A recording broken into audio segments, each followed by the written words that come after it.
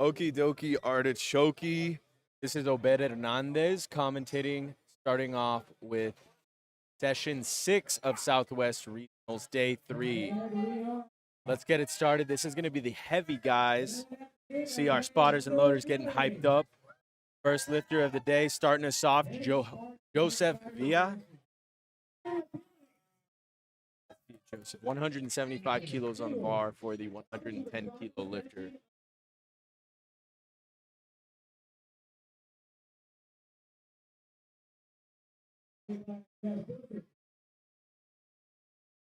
Pretty easy opener, kind of a hiccup halfway through. Let's see if that is going to be a problem for his second and third attempts. I doubt it. It looked like an easy lift. Let's see if he hit depth.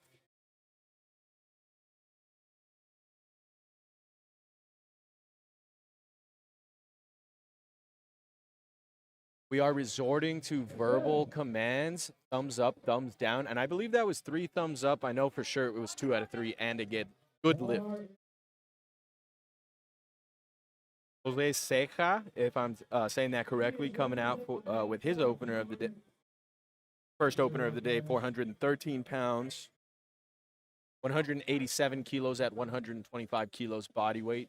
He is a raw junior, 20 to 20.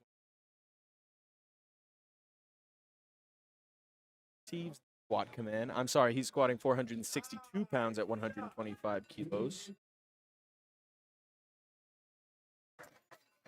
Easy lifting on. We're on to the next one. That was 3 white lights.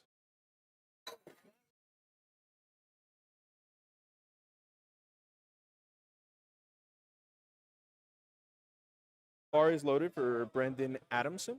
210 kilos on the bar, 460 pounds.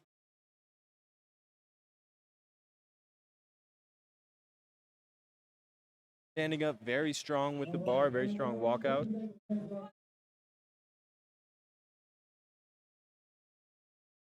Easy opener. He is one of our Masters 1 lifters, 45 to 49 years old. I'm going to assume that he has been to meet before. He looks like he has that kind of veteran experience.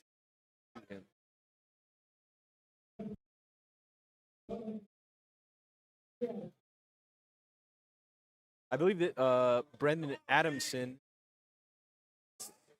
opening up with 210 kilos.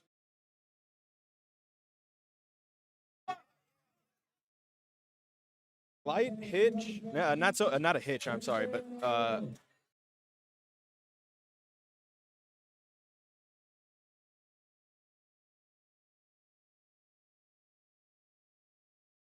lift as he was pressing through. Again, maybe that's kind of what all his squats look like, and he's like right where he wants to be. Let's see how his second and third shake out. If I sound a little tired or a little fatigued, I just competed in the morning session. So give me some time to get a little warmed up, get the blood flowing, and then I'll start being real fun to listen to, I'm sure. Isaiah Morones, I am the head judge, waiting for the squat command, 230 kilos on the bar at 242 pounds body weight, 507, 3 white lights. Good job.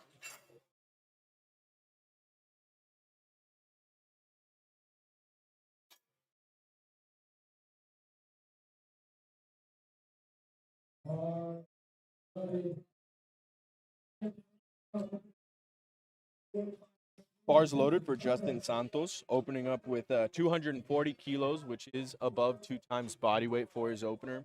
That's actually pretty impressive. I believe it's a little more impressive at these heavier body weights, just given these guys have more mass on them, less lean muscle mass than, I don't know, say like a 59-kilo lift ever. And quick lift from the man. That's three white lights for Justin here. The recurring story of this weekend has been depth. So that's what I've been looking for. That's actually the note I was giving myself for my session. Hit depth. Make sure I'm hitting depth. I haven't had a problem of training up to this block, hitting depth, so it really wasn't on my mind. But I did set the mentality early in the day to hit depth. Let's see how these lifters do concerning this session. Judas walking out 245 kilos, 540 pounds.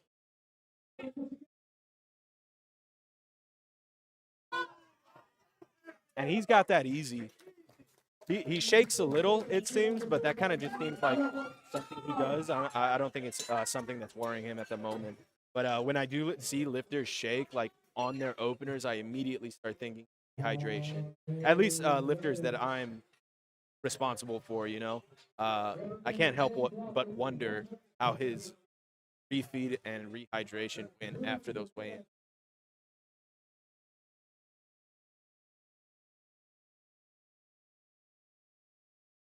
Cruz Villegas opening up with 584 pounds at 242 pounds body weight, well above another double body weight squat, well above a double body weight squat. Easy lift, coached by Anas on bar. And that's just going to be one red light, 2 out of 3 white lights. If you have not watched powerlifting before, the light system, red and whites.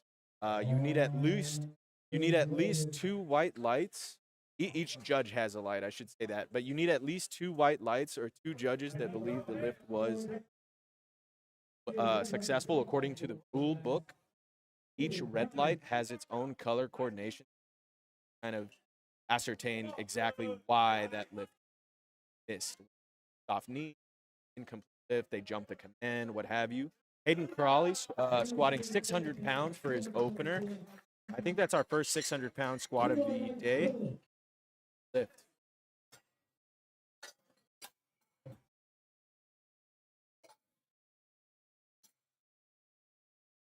Joseph Villa getting us started with the second round of the first flight. Lifter will hit each lifter will hit their first, second, and then third attempt.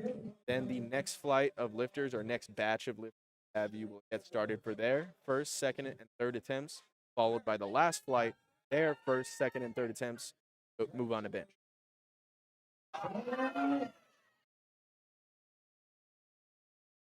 Moving exactly like a second should. There was a slight hesitancy going through, pressing through to the lockout. Not so much that it would worry me. I definitely think he has a 5 to 10 key jump. Maxes out that third attempt.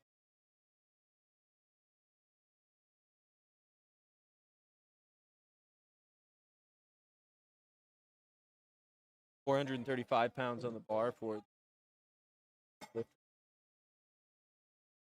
deep squat, no trouble there. He's going to get 3 white lights. Watch.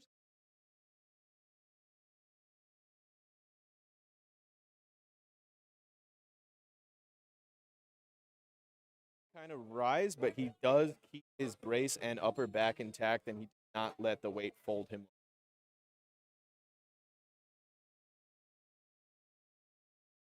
Second attempt for Mark Mayer here. Our men's raw master 105 kilo lifter. Gives the squat command. I remember he did not have any trouble hitting depth or completing his opener. Another easy lift for Mark.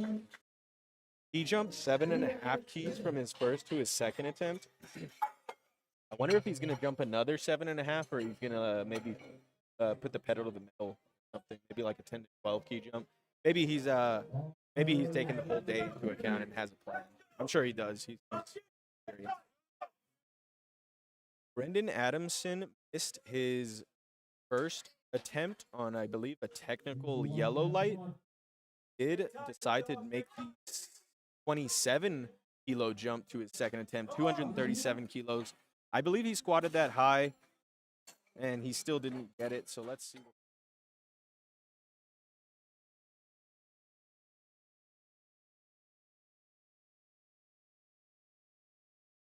Your hip crease, which is the little line that your hip makes when you do a deep bend, that hip crease has to be lower than the top of the lift.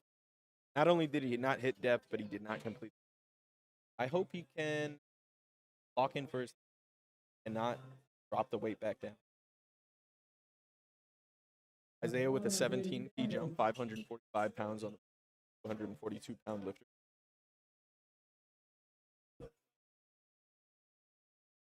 No trouble hitting depth, no trouble locking it out, no trouble paying attention to command. I missed my bench opener because I jumped the press command. I made the rookie mistake. I was talking about rookie mistakes the other couple days. I made the rookie mistake of trying to anticipate the press command. So I basically did my opener like I was doing a single at the gym. I just paused exactly like I've been pausing past couple of 4 to 8 weeks of training. And then I did that exact same pause on the platform. And yeah, I got punished for it. Definitely ate some humble pie. The entire you can see Derek, the MC in the video, just face palm as soon as he sees me press because he just knows I missed the press command. I walk off like a G. It's hilarious. Judas Contreras with 562 pounds of the bar for his second attempt. No trouble hitting depth, no trouble locking it out. That was a 10-key jump for him. Let's see if he makes another 10-key jump or changes the game plan. This crowd's getting into it today. This is pretty cool. They're definitely enjoying watching some heavy weights be. So am I for that. 20 jump, a 44-pound jump for Justin Santos, 573 pounds.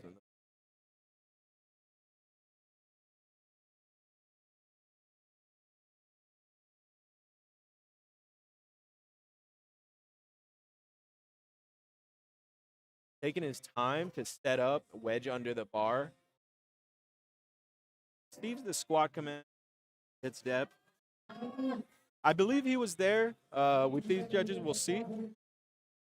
Yep, 3 white lights. Definitely agree with that call there. It was close, but he did sink those hips pretty far back, and that does help him kind of sit those hips farther down. You are like way forward on your toes rather than sitting into your heels and into your hamstrings. You're just way forward on your toes, completely tensing your quads. It's going to be really hard to hit depth because you're just kind of leaning forward instead of actually lowering your hips. Cruz with 628 pounds on the bar for his second attempt. Walkout. No troubles hitting depth, no troubles locking it out. I wonder if he's going to have another 20-key jump in him. It definitely looked like that. Maybe he's the type to make like a big jump and a small jump.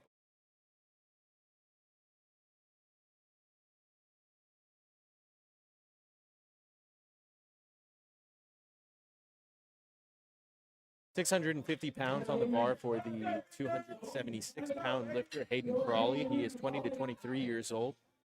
Young man's pretty. He is a high bar lifter. That's something you don't often, or maybe for the majority of the part, you don't often see. That is really cool to see. It's going to be a very quad-dominant, anterior chain dominant squat. I know that guy's got some power on those legs, for sure.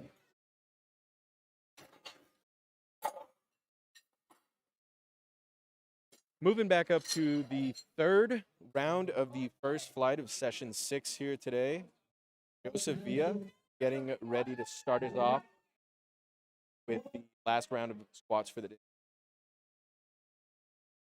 This round, the third round in general, not just this specific third round, but the third round in general of any lift is going to be the most exciting. This is intensity lifters really show out. Good deep squat, good deep fight. Does wait for the rack command. I believe it's going to be 3 white lights. Yes, sir.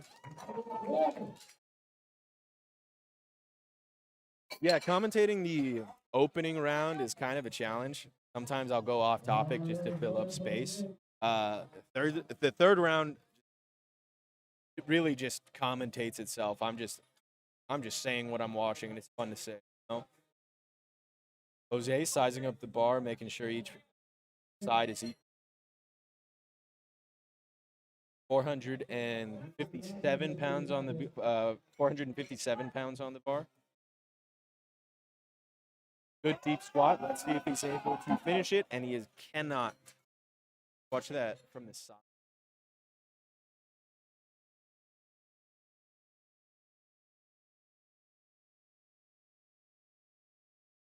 That position.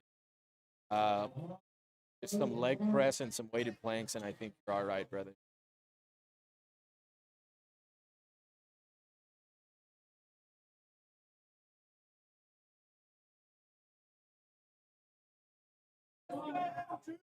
Mark walking out 580 pounds of bar. Walkman, he had no trouble whatsoever on his first 2 attempts getting it up. Good lift, Mark. 3 white lights. Happy to see him walk off successful. We have our first lifter in danger of bombing out. Walking up to the bar now, Brendan Adamson. He missed his first attempt on some technical error. I think they were yellow lights, if I'm not mistaken. He missed his second attempt, which he did jump significantly, 27.5 kilos, 59 pounds, if I'm not mistaken, 60 pounds almost. Let's see if he can dig himself out of this hole.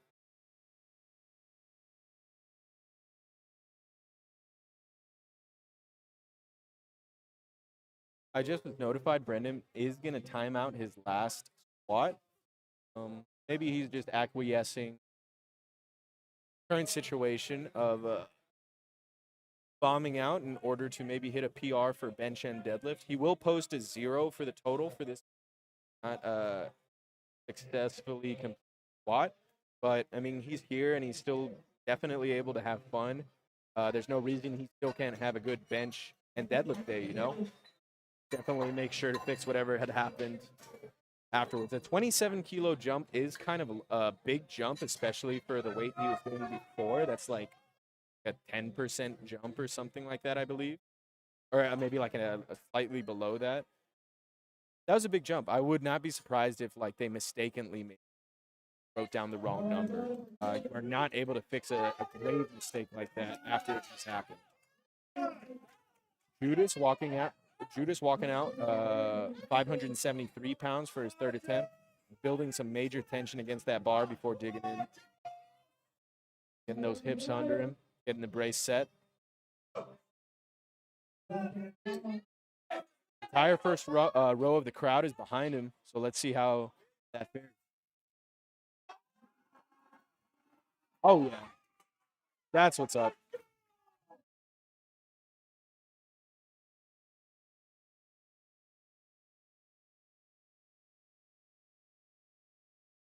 Now getting stuck.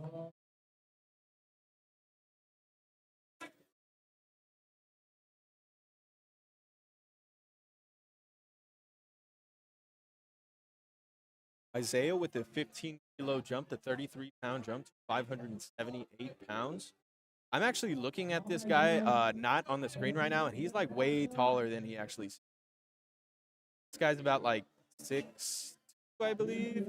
I'm just looking like from like 15 feet away. Something. Big guy. Does hit depth. Let's see if he's able to grind through up into the lockout. Let's see if he keeps it. And he does. That's going to be 3 white lights for Isaiah. He's going to have a perfect day so far. What a lift. Third round is cool. My favorite.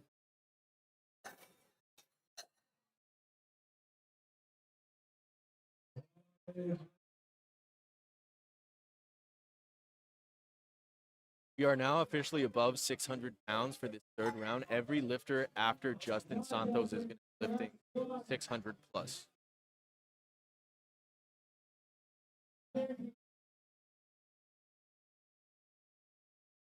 I'll tell you, if I'm on a spotting and loading crew or just like helping out in the gym or whatever, I won't really start getting nervous that he's going to drop the weight and I won't be able to catch it until above 600 pounds. So I can tell you these spotters and loaders are on point as of now. He might have cut depth just a little there, but he has no trouble pushing through up into the lockout. Let's see what the judges say. 2 out of 3 white lights. It seems to me he has some pretty good hips.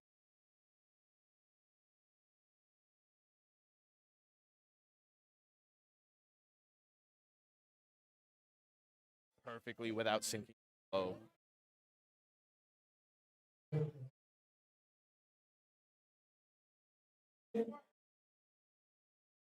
Hayden Crawley, the high bar squatter, coming out next. 655 pounds on the bar. He does complete this. I think this is the heaviest high bar squat I've ever seen in person. So let's see it, Hayden. Easy depth. My goodness. What a lift, man.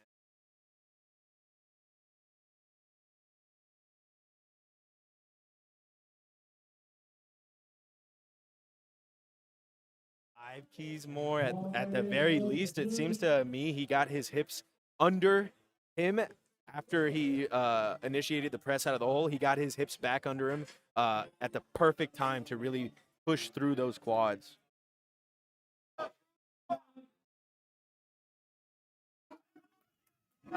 Cruz drawing some energy from the crowd today. Let's see how that intensity fares.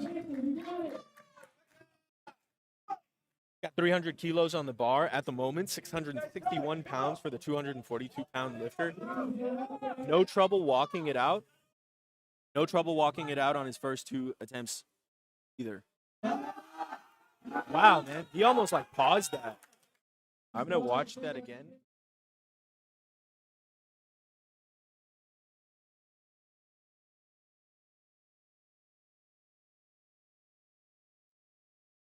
Cruz is out here pausing his 3rd attempts while everyone else is like struggling and making ugly.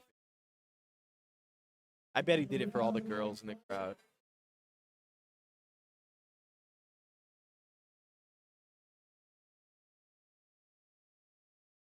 Now, Adrian Longoria getting us started off with first attempts of the second flight of session 6 today. Quick squat for the raw Teen 3 lifter, 18 and 19 years old. Gonna get 2 out of 3 white lights. Successful opener. He's in this game.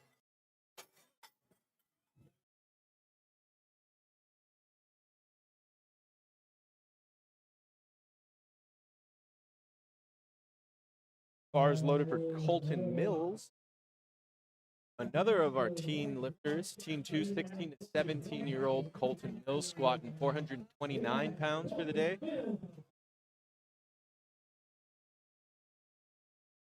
With these younger lifters, I've always found that if they do not have an experienced coach, which is not the case here, good lift for Colton.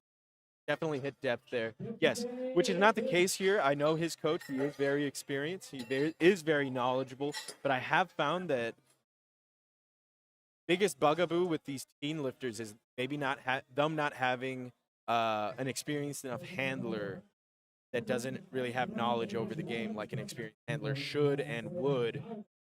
That's kind of been the biggest cause for red lights or any hiccups that it might have.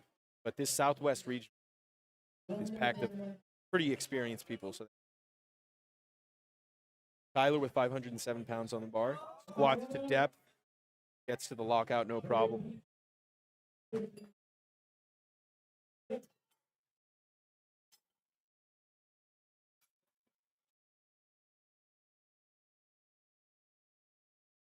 Terrell Lightborn of Final Form Barbell, I think our only guest lifter of this session. Guest lifter only means the lifter may have a busted weight or either upwards or downwards, say they were so light that they couldn't lift in their weight class or so heavy they couldn't lift in their weight class. Or if the lifter is from out of collection of states that make up the Southwest region, I believe are Louisiana, Texas, Arkansas, Oklahoma, and Ohio, if I'm not mistaken. But I think I am. Terrell takes the step. After he gets the squat command, it's going to be a red light. He ends up just re-racking it because he knows for sure that it's going to be a red light. He's under the wrong impression that he's going to be able to retake it, but he already lost his chance to do an opener. Smart move here is for him to just repeat the opener. He has no data as to how his opener would feel, so if he makes the jump, he's operating blindly here.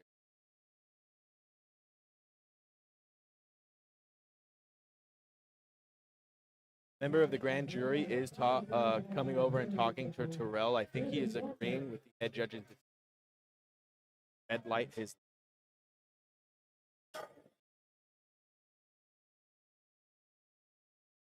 Devin Gardner walking out 573 pounds on the bar. Big legs, big squatter, deep squatter. 3 white lights for Devin, the opener.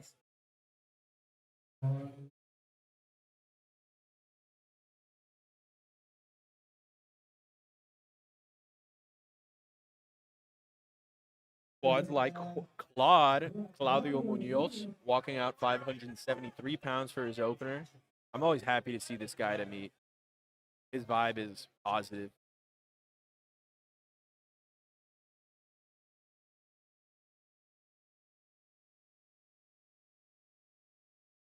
The 276-pound lifter squatting just above double body weight for the opener. Does hit depth, no problems getting out of the hole and into the rack. 3 white lights for Claude.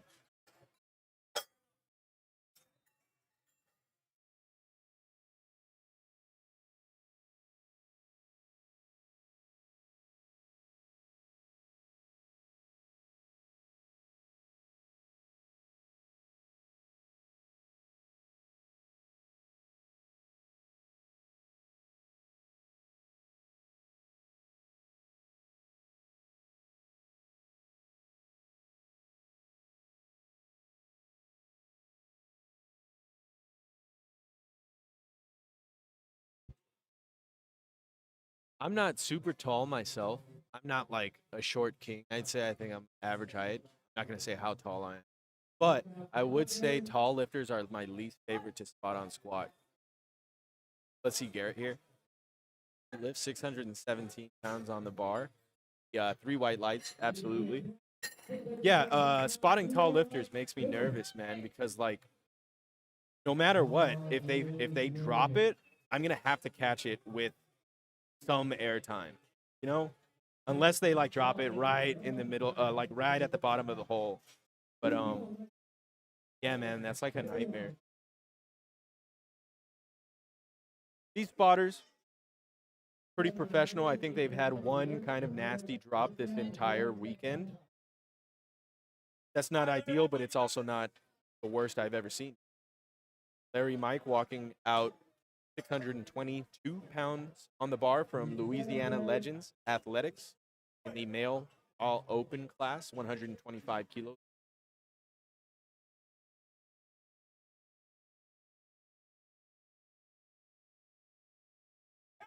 Easy lift. He's kind of like a mid bar, high bar, so maybe his is going to be the heaviest squat I've seen up to date. High bar, I mean.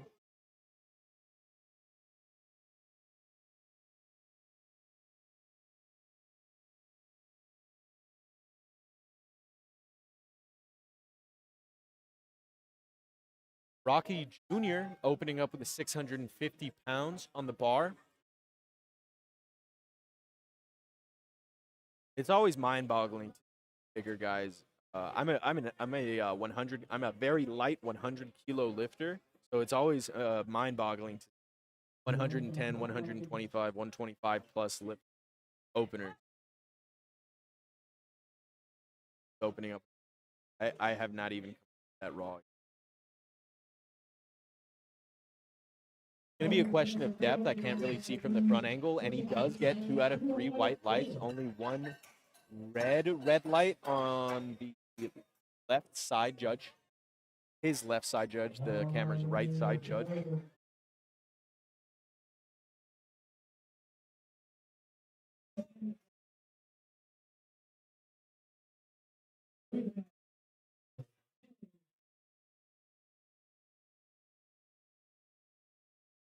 Daniel May opening up with 705 pounds on the bar. He will be the heaviest squatter of this flight, and he makes the small mistake of squatting a little too fast and cannot control the bar as it whips back down onto his back, causing him to step for the rack command, causing him to get 3 red lights. It's an easy mistake to fix. Keep that brace under you as you press into lockout, and do not let your feet leave the floor. Or maybe just like make it a little harder on yourself, add some weight. But we'll see what he does. Team 3 lifter Adrian Longoria getting us started off with the second attempts here. And he moves his foot as he begins the squat. He's going to get 3 red lights here as he moves his foot.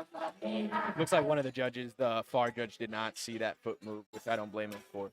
But he is not going to complete that squat as he moved his foot after the squat command.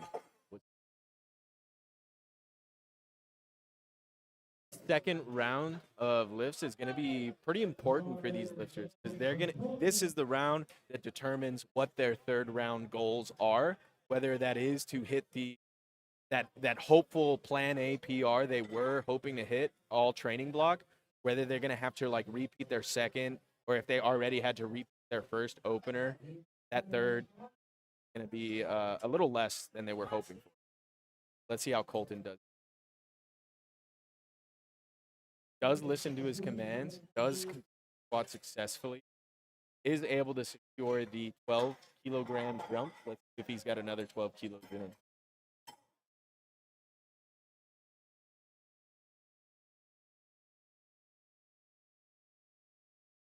It's going to be a 15 kilo jump for Tyler Carpenter, 540 pounds on the bar.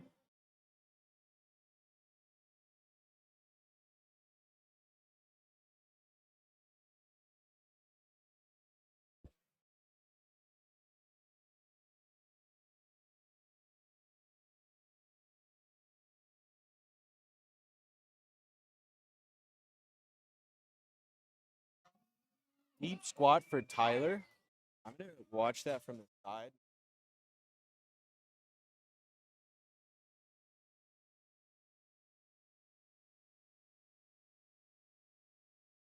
His third attempt, it's going to be a question of whether he can drive through that position. Hips are kind of far behind. Brell Lightborn made the silly mistake of moving. Well, he wasn't completely set, so it's not complete fault. The head judge no doubtedly will give him the necessary time for him to move his stance out that extra step. He did increase second attempt, 5 kilo jump. Doesn't make any mistakes. It completes the squat. I believe that's going to be 3 white lights. It is, and he's in this. It's really, they had to make a pretty important last attempt. Missed. He didn't even get a chance to attempt his opener, and he still jumped 5 kilos. That shows some confidence in the game plan for the day. I'm glad it worked out for him. If it didn't, I would be bad for him. My friend Claudio Munoz getting under 611 pounds for 17 jump. How it moved.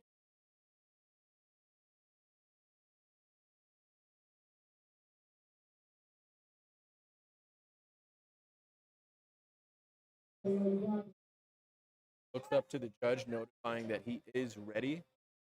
Leaves the squat command. No troubles pressing through into that lockout. I wonder if he's got another 17 kilos. Based on that, I'm going to say yes. I don't know. I don't see him squat a whole bunch.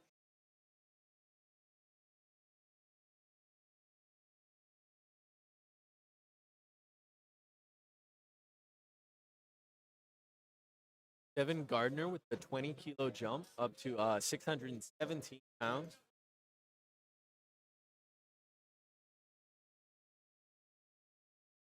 No troubles walking it out. I remember him squatting pretty deep last his opener as well, so that's not going to be any trouble for him hitting depth this second attempt. That's going to be quite light.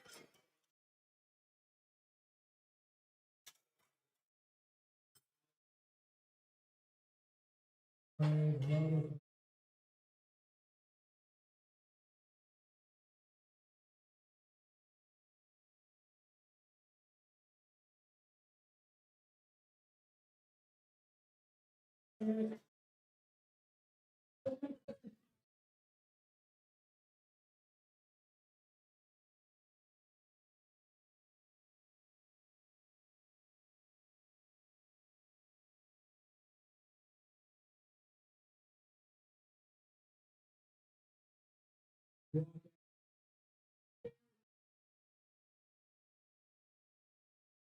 the squat command.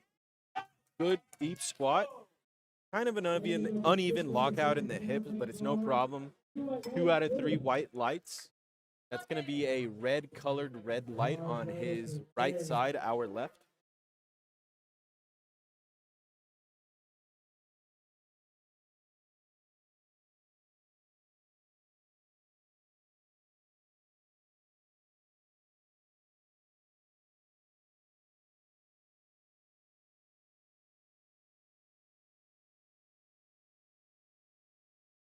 Larry Mike is on the clock here. He's got about 30 seconds to get under the bar and receive the squat command, or else he will time out this lift. I'm not sure if he's doing it on purpose or if he's running a little bit behind. Is coming out on the platform. He has about 15 seconds to get under the bar and walk it out. I think he's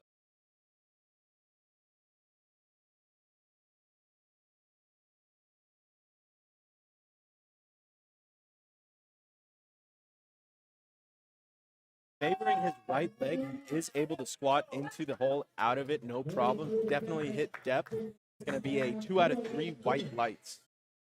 Good lift.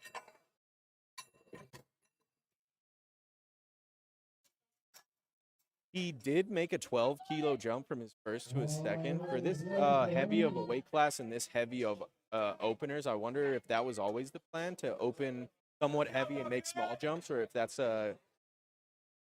that was an audible he had to call today. Well, I guess we'll see how the third. Rocky Jr. with 683 pounds on the bar for his second attempt.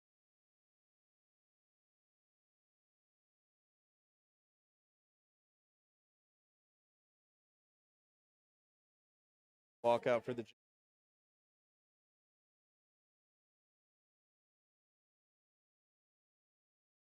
It's going to be a question of depth here. I'm not sure. I'm only watching from the front angle here. So we'll see. It's going to be 3 red lights there, I assume, all for depth. He's going to come back for his third attempt. I assume he's going to be able to repeat it a little more intention to depth. Daniel May, the heaviest squatter of the round, did make the 20-kilo jump to his second attempt. I actually agree with that call, given how he missed his opener. He was just so explosive out of the hole into the lockout. I believe he surprised himself and just had to catch himself less. I don't know, like crumble under the weight. Daniel May is forecasted in first place. He definitely has to complete the squat to stay in the meet. It's going to be a question of depth. He does hold it and waits for the rack command. It's going to be 3 red lights all on depth. That's a tough position to be in. He was forecasted in first place by about 17 kilos. So we'll see if that remains the story. 3 lifter Adrian getting us started with the third and last final round of squats for this flight. Lifter, he moved his foot after he received the squat command, so hopefully he's able to not do that this time. Replace the bar command from the head judge. I believe his knee a little more locked out in order to receive side judge's start command. Not move his foot, is able to squat, is able to wait for the rack command. That was a 2-depth squat. It's going to be a 2 out of 3 white lights. He's got some fans in the crowd today. It's nice to hear that, especially being that age. It's definitely cool to be here with your friends watching you.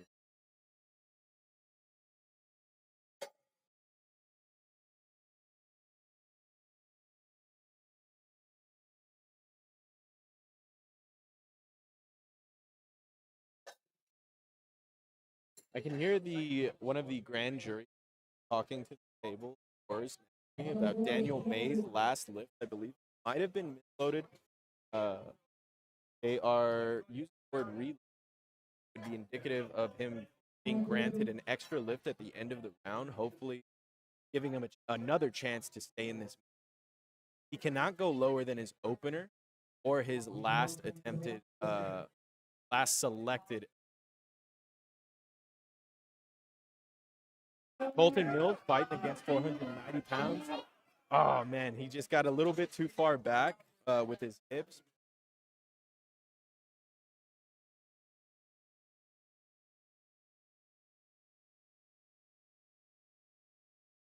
Exits the hole. His back is just not able to stay tight and keep him upright.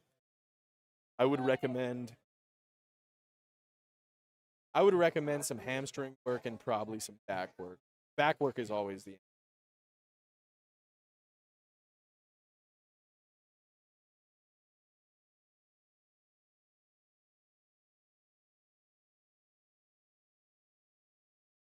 Tyler Carpenter walking out 556 pounds on the bar at 276 pounds body weight receipt walking in.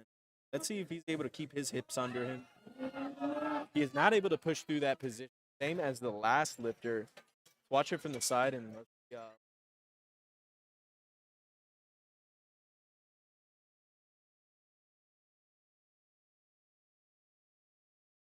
I actually have no notes and maybe slightly deeper might have been necessary. But same as the team.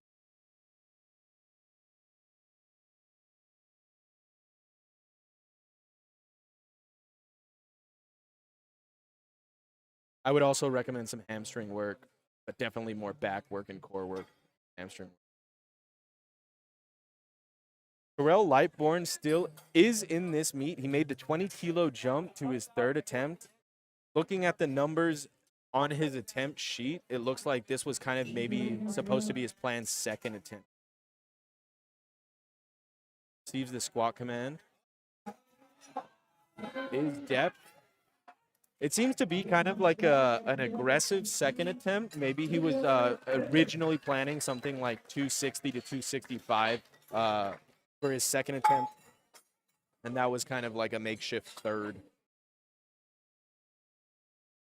My friend Claudio, bars loaded 639 pounds, pardon.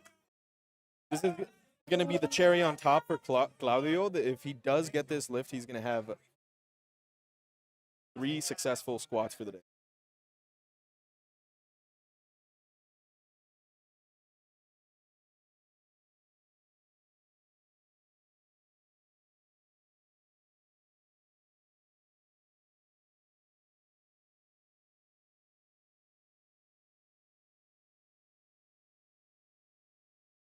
I'm trying to eavesdrop on the table's conversation here about Daniel's squat. I believe that was to depth. No trouble there. No trouble getting it locked out. Either two would have to be white lights. Good job, Claudio. That's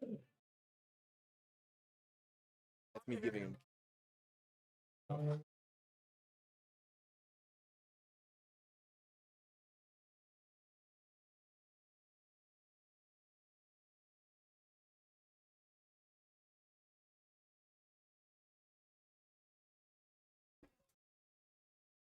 Devin Gardner, large and in charge of the bar here.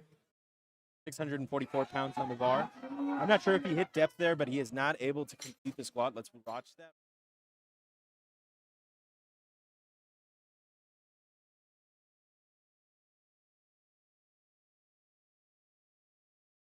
Sometimes you just run out of juice. I made the correct call earlier today of not max range jump for my third attempt squat. I definitely had a 15 jump in me, but my handler and fiance said maybe you should take the conservative PR and just energy and room. Third attempt deadlift, which I ended up not even getting. I lost grip like right at the top, but that was the furthest I ever got 606 up to a lockout. Rocky Jr. walking out his second attempt of 683 pounds. He squatted this high last time. Let's see if he can dig a little deeper. About the same height. I believe this is going to be a 2 out of 3 red lights. 2 out of 3 white lights. That's my mistake, Rocky. I will never, ever underestimate you again. But he is able to secure 310 kilos, which was his planned second attempt. It's a much better position than only getting your opener. Yeah, last meet, I had 606 pounds to my knees, and then my right leg locked out first because my quad is a little, or my glute medius is a little weaker on that side. And I started helicoptering, and I did not get it past my knees, or a little bit past over my knees. This meet, I got 606. I grinded 606 all the way up to lockout position, but I felt my overhand right hand start to like slip open past the knees. And I was able to hold it all the way up until lockout, and then it just popped out, and I was like, oh, man. Oh, well, maybe next time. It'll be their meet day. Don't worry. Garrett Bailey with 705 pounds on the bar is not able to squat it up. He did stay with the bar. I could see his hands wanted to leave, and I'm glad he didn't leave the bar because that would have been asking a lot of the spotters. They're definitely capable, but man, these guys have had a long weekend. Make it easy. Great. 45 seconds left on the clock for Larry Mike. Plenty of time for him to walk it out. Squat 705 pounds.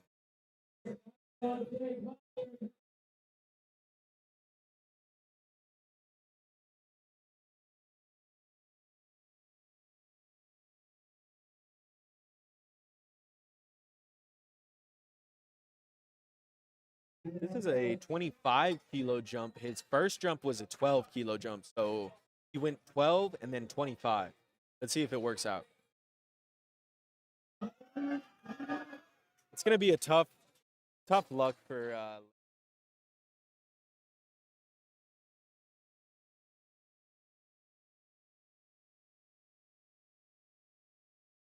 controls the bar very well, I'll say. But with control comes time. And a lot of times people may overcompensate the control. Sometimes you just got to set the brace and dig into the hole. That way you have some momentum coming out. The trade-off there being your hips are likely to kick out from under you, and then you kind of get into that bent over position. Hard to get out of, but you could just always just brace harder. Daniel May squatting 330 kilos, so I believe he was granted the lift. Let's see how he fares against 727 pounds. I really hope he stays in this. He does squat to depth, but his knees kind of buckle.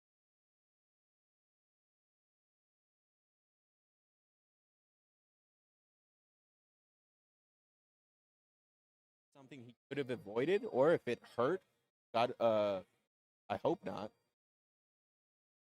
Looks like his coaches are kind of in deep thought behind the bench.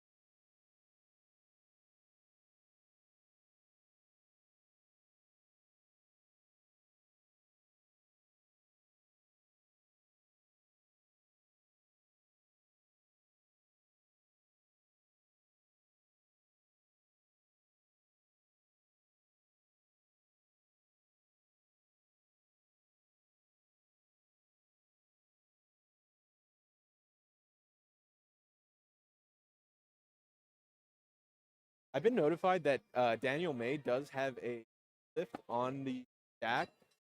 Got 3 minutes to rest before he does that fourth attempt that he was awarded after a misload last round. Kind of in a tough position because the rules get a little funky. There's a relift for the last lift, but the maximum amount of time if has to follow themselves that they're awarded is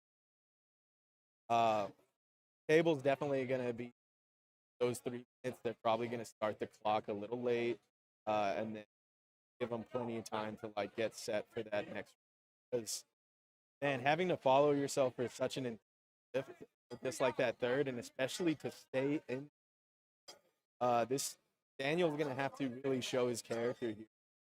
I'm excited to see the crowd can get that behind him, if the spotters can, those good vibes that he needs stay in this. some of these lifters have traveled from a pretty far, maybe they drove from pretty far away, but we are at an airport, the Regent Hyatt at the DF airport. So a lot of these lifters and coaches and staff flew in and kind of just got a small ride to the hotel that's already inside the airport. So that is very convenient. That's something that I like about uh, this. This is something I like about this regionals. Definitely convenient. Have to travel far away. That being said, I have had to travel, fly to a meet, Columbus, Ohio Arnold Sports Festival 2024. I was lifting equipped, and I did not recover enough slash well enough for my last like 2 weeks, my last two peak weeks, my peak week and my taper. I just could not eat enough, and that was a tough meet. Imagine going to the biggest meet of your life. Ed Cohn is there. Freaking Arnold Schwarzenegger is there. They've got some pretty big strongman there, and you just crap the bed like that. I could not complete a bench that day. I could not I could not even lift my opener, and there was nothing I could do, man. That was tough luck. But I'll say the lessons you learn and the humility you bomb out at any meet, but especially a big meet like that the lessons you learn along that way are going to be way more worthwhile to you than any gold medal. I'll say I've done like I've achieved the gold medal. That's going to be a bars loaded call for Daniel May. His 3 minutes are up, and now he has 1 minute to get back under the bar for his last fourth attempt. I do see him sitting and resting that last amount, hitting the ammonia behind the banner. I hope he's in this meet, man.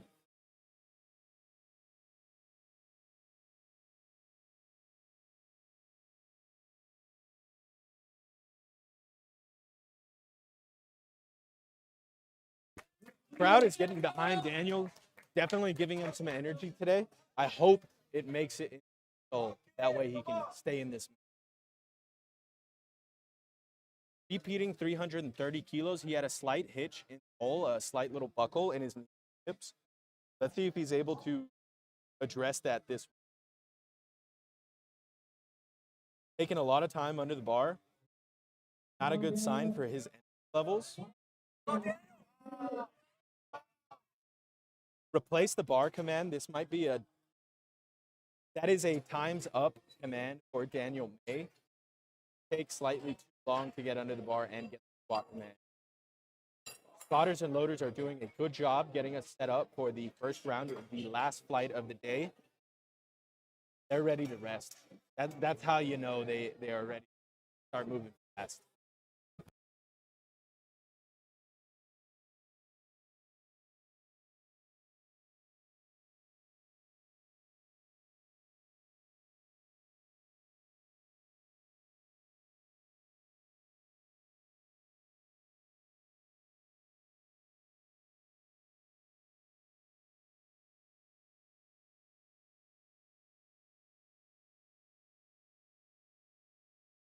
Tanner Shepard getting us started off with this last round of squats here. 518 pounds on the bar for the super heavyweight lifter. Let's see it. Replace the bar command from the head judge, the beautiful and smart, intelligent Annabelle Butts. She's my fiance. Tanner Shepard getting back into the bar. I think he had to lock out those knees a little bit harder, a little bit straighter for his to get that side judge command start. Very deep squat for the big man. Plenty of love from the crowd today. Gets the rack command and 2 out of 3 white light. That's all he needs. It'd be nice to go 27 for 27 to get all white lights, but that's kind of an unrealistic goal. And if you're chasing that, you may as well like shift your focus to a bigger total, you know? Perfection is always the goal. Brandon Enriquez squatting 529 pounds for his opener. Another deep squat from a big man. I really like to see a super heavyweight lifter squat deep. It's awesome to see. The human body is so capable. Seeing someone with so much mass, with such mobile and like uh mobile hips, that's like power in its truest form, right?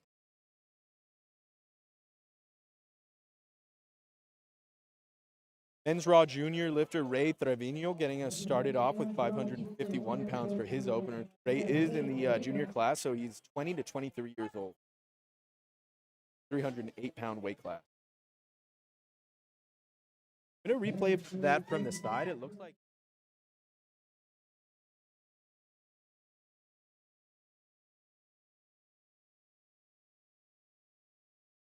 shift his hips back, he just kind of loosens his upper back and cannot keep shoulders from rolling slightly forward.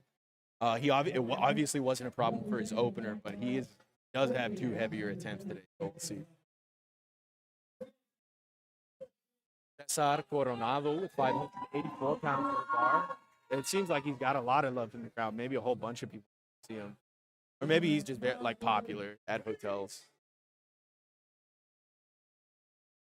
Low descent into the hole, gets out no problem.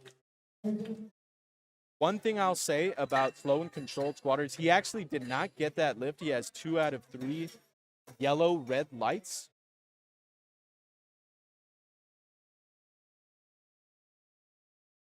He will be back for his second and third attempts. I have no doubt that he'll stay in this, actually progress from that opener.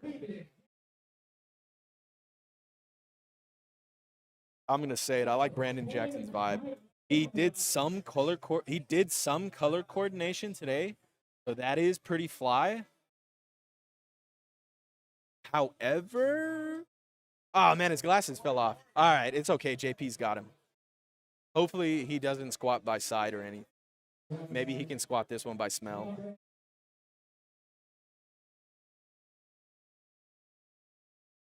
It's going to be a question of depth here. I'm only watching from the front angle, so I can't have the best view. He does get 3 white lights. The only reason I keep saying it's going to be depth here is because I don't have the greatest angle to watch from, and it has been depth the last 5 sessions for the majority of the squatters. Missed lifts, or bombed out. God forbid. Andrew Borsch, 617 pounds on the bar for the super heavyweight squatter. He does have both left and right uprights in, allowing him to really achieve a wide grip for his squat. Squats fast into the hole, fast into the lockout, and walks very smoothly into the rack. It's going to be 2 out of 3 white lights. He's in this meet, folks. Going to be I believe our only guest lifter of the round, D'Angelo Griffin. Again, a guest lifter is someone who did not make weight, either being too light or too heavy, or someone that is at this meet but is not technically in one of the does not reside in one of the states that is in with the Southwest region.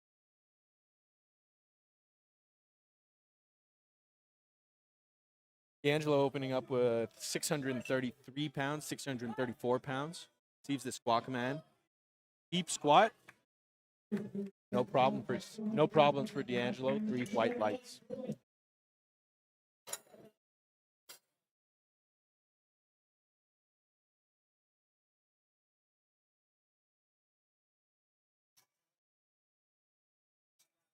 Listening to some Red Hot Chili Peppers song. Fun fact, Anthony Kiedis, the frontman for Red Hot Chili Peppers, sexually assaulted a woman on live television. Austin Cooper opening us up with 645 pounds on the bar. I do have a note for him, but let's see how this moves. High squat is not going to receive any white lights for its depth. And I'm correct. Let's watch that from the side.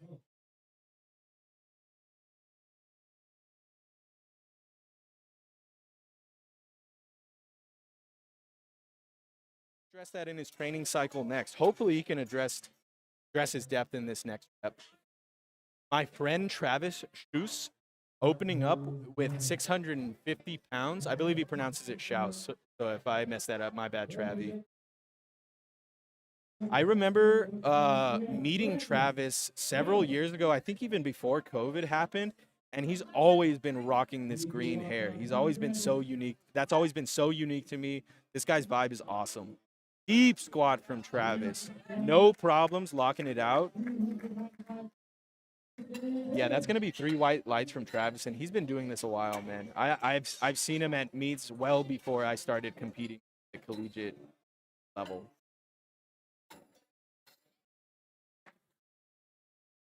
This is gonna be Big Hoss. Gabe Cervantes, my big friend from TSS San Antonio. He's not my big friend. He's a good friend of mine. I'm sorry, Gabe. I don't know why I said that. Big Hoss. I've known him for a couple years now. I always like to watch him compete. I always like to watch him train. He's a hell of a guy. Funny, silly, goofy little clown, but he's a lovely man. He's going to open up with 661 pounds on the bar. He was actually spotting and loading every session this regional Southwest meet. I hope he does take the step after the squat command. Maybe all those spotting and loading sessions are catching up with him. I really hope not. I'm knocking on wood for you. He had a smile as he walked off from the platform because he knew he just made such a silly little mistake. Like I said, he was a silly, goofy little guy. So hopefully he can fix whatever's wrong. He's over here laughing next to Davion, so I'm sure he's all right. Definitely strong mentally. Christian Ross opening up with 699 pounds. He's going to be the second heaviest squatter for this round. Interesting little setup. I like that.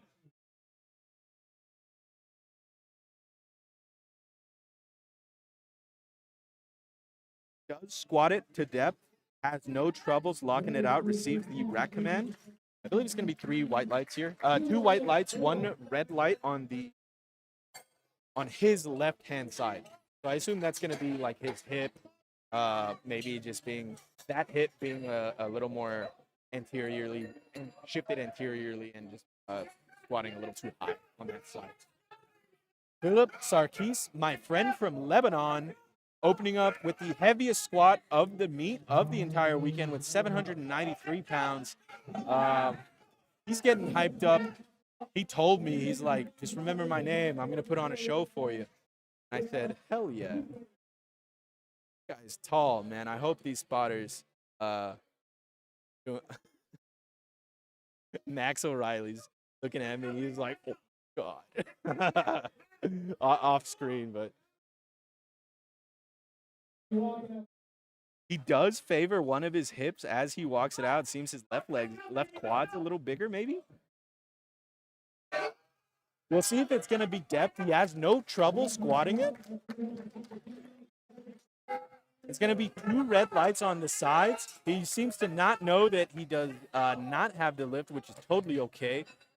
I believe he's going to have what it takes to fix his lift, squat a little bit deeper with his hips a little further back, and come out a second and third successful attempt.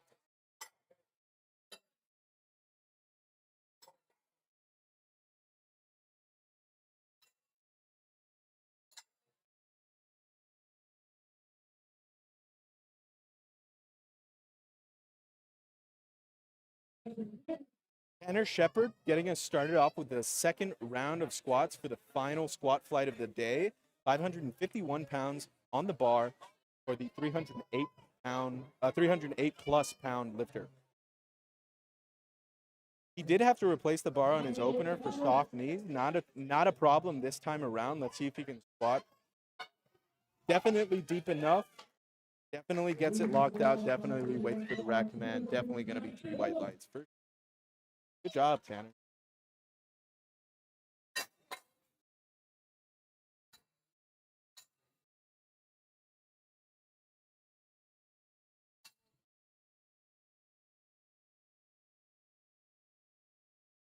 Going to be at a 44-pound jump for Brandon here, squatting 573 pounds. A 20 key jump is respectable. I think I was like aiming for 15 jumps for my squat and ended up doing a 15 and a 10. Had to audible that last squat.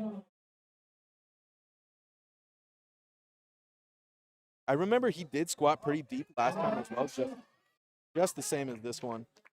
Pretty impressive squat from Brandon for sure.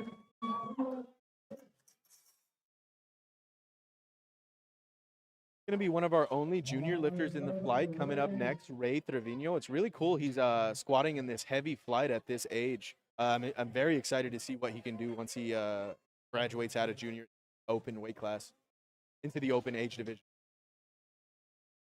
573 pounds on the bar.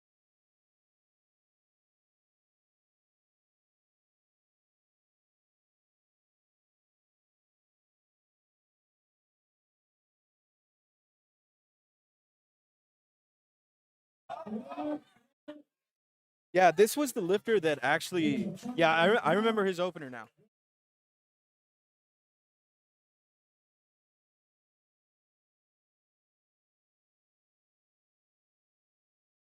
As he goes a little heavier.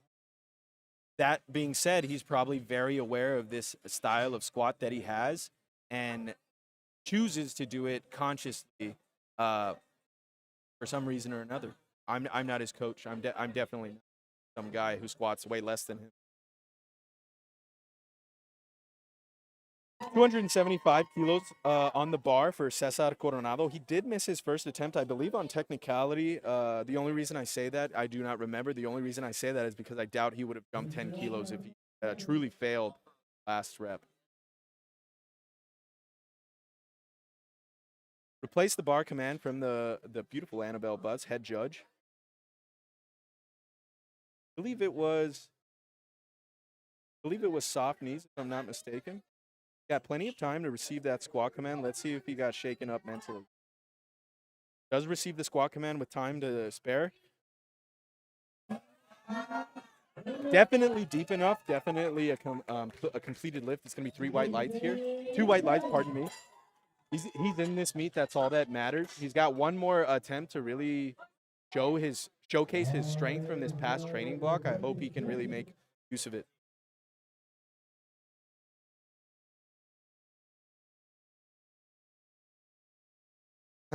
Brandon remembering to take off his glasses this time. Gonna be squatting by a smell again. My uncle told me a joke one time. He said, "Do you know?" Or he said, "Do you know what those bumps on the road are for?" And I said, "What?" And he says, "Braille for blind drivers." And I go, "Oh, okay." Joke being that you can't be blind and drive. Another Raw Junior, 20 to 23-year-old lifter, Brandon here. I actually didn't catch that on the first time around. This is another very strong lift. The 140 kilo weight class is not able to secure 2 out of 3 white lights. It's going to be red lights on the head and his left. Austin Cooper, dope name. Getting us started with his second attempt. He had to repeat his second attempt. I'm not sure what happened on his first. I'm not going to assume anything. I just do not remember, but he is repeating his opener at 644 pounds. I thought that said Alice Cooper. His name is Austin. I'm sorry. Less awesome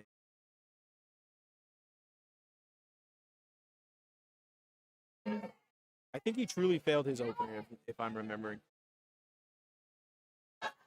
No, he squatted high. I think he squatted high again, too. Yeah, that's going to be 3 red lights. I really hope he can sink those hips a little farther down. I would really recommend distributing his weight a little bit differently and sitting back into his heels as he sits the hole a little more. But again, what do I know? Squats way more than me.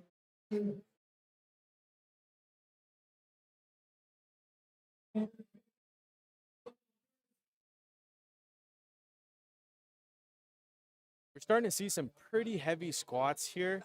I am getting pretty excited and getting pretty antsy. My leg is bouncing as I watch and walk out 6. Deep squat, fast squat. I like this dude's vibe. No nonsense, no branding, just strength and vibes. The guy is sponsored by Blue Shirt. My friend Travis, coming up with 672 pounds. He only made a 10-kilo jump. I'm not really familiar with his jumping schemes or whatever. I'm not sure if that was always the plan, or if he had to kind of shorten or make that jump a little smaller.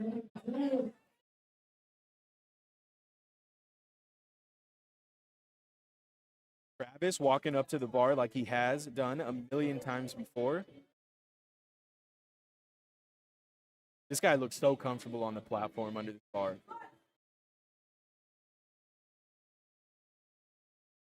What an easy. I have to. Oh no. I talked to him earlier before his session started. He told me he's been nursing an SI injury, lower back hip injury. I don't believe it was a full on injury, but it was soft injury. He was nursing his lower back back to health. His past training block, kind of the past 3 months, I think. My big friend Gabriel Cervantes, Big Hoss, getting under his second attempt of the day with 310 kilos. He didn't decide to make the very ballsy move of jumping 10 kilos despite missing his opener. I'm going to choose to trust him here. I think I know what he's doing. Easy walkout. Let's see. He doesn't receive the squat command without moving his right foot this time. Barely an ugly face as he locks it out very easily. I wonder if he's going to jump another 10 or be pretty aggressive with that third with how easy it moves. Maybe he's going to pick like a conservative third, a conservative true third, or like an aggressive second attempt. Something like that.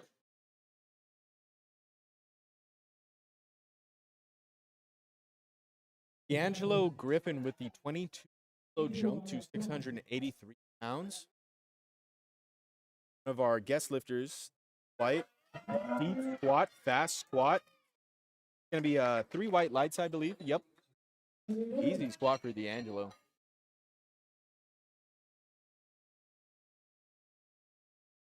I've been listening to a lot of Roger Miller recently. He's a older country singer. He's one of those country singers like Hank Jr., who's kind of, his genre is country for sure, but he's silly with it. He's not like he's probably a cowboy in his nature, but he doesn't act like one of those all gritty cowboys. There's a song called Chug-a-Lug, Chug-a-Lug. It's just called Chug-a-Lug, but that's the chorus. He goes, Chug-a-Lug, Chug-a-Lug. Fun. I like Roger Miller. Christian Ross with his squat setup, getting his hips under 342 kilos. This is a 25-kilo jump, 140-kilo lifter, 755 pounds on the. I do believe he squatted that to depth, is able to lock it out. See what the judges say. 3 white lights for Christian. Good job, man. This is going to be the last squat of the second round of the last flight. Philip Sarkis getting under 826 pounds. His opener, he was not able to squat to depth. He did receive 2 out of 3 white lights, or I'm sorry, 2 out of 3 red lights. I'm rooting for this guy. I want to see this guy do well. This is the heaviest squatter of this entire weekend, so the crowd is getting excited. The crowd's getting antsy. I'm kind of getting antsy. I won't even lie. Let's see it, Philip. No troubles walking it out. Just remember to set your feet, set your brace, and just hit the hole, my man. Receives the squat command. Does the squat noticeably deeper, significantly deeper. Does squat it well. Easy. Easy lift for Philip. 2 out of 3 white lights. That's all he needs. Let's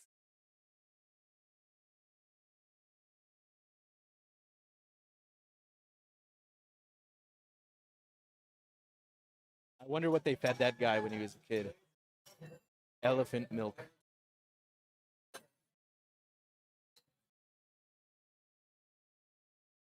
Tanner Shepard getting us started with the last round of squats for this flight. This is going to be the last round of squats for the entire weekend. Me, personally, I will be kind of glad to be done with squats for the weekend. It demands a lot. The squat demands a lot from the spectators, a lot from the spotters, a lot from the lifters, a lot from the coaches. It demands your entire focus, especially being so dangerous, such a spine-loaded lift. Tanner with 584 pounds on the bar. Does receive the... no. One of the spotters did decide to take it before the...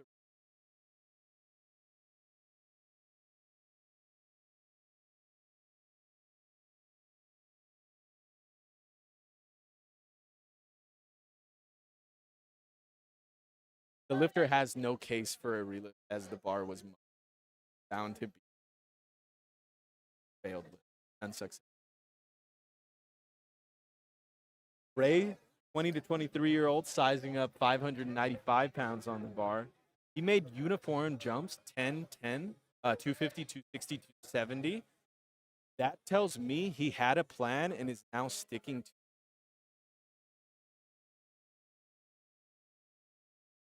See it, Ray. Bit of trouble getting past that sticking point. I remember talking.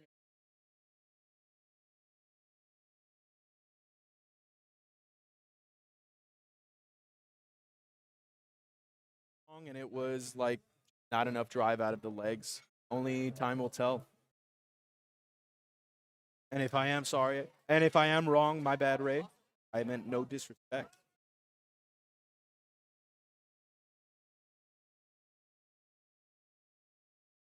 Brandon about to attempt 600 pounds. If this is the heaviest weight he's ever attempted, he's about to join, if successful, about to join the 600-pound club.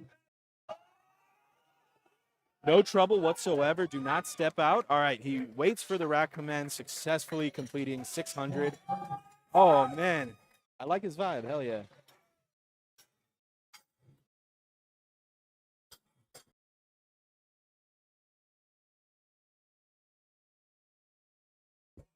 Bars loaded for Caesar. Let me remind you guys that this third round is the last opportunity for these lifters to showcase the strength that they've built over their past training sessions. And if you don't know much about powerlifting, these powerlifters, especially the heavy ones, not compete a whole lot. Maximum, they might compete. Davion Aldridge, the guy I was commentating with yesterday, says 1 to 2. I say 3 to 2. Let's see how he does. Does squat to depth. Cracks a smile as he finishes the weight. Easy lift. Good job. All right, right on. You got me smiling, man. You got me showing my pearly whites. Good job.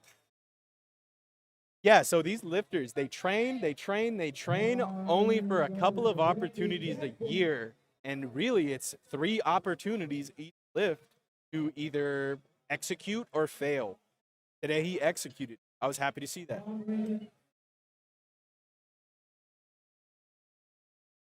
639 pounds on the bar for Brandon Jackson. He is repeating his second attempt. I believe he missed his second attempt due to true failure, if I'm not mistaken. Let's see if he's able to preserve a little bit more momentum without giving up back position, shoulder position out of the hole.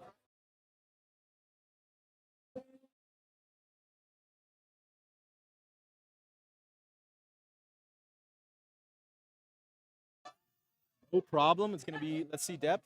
Let's see what the judges say. I'm sorry. 3 white lights. Good stuff. I want to watch that.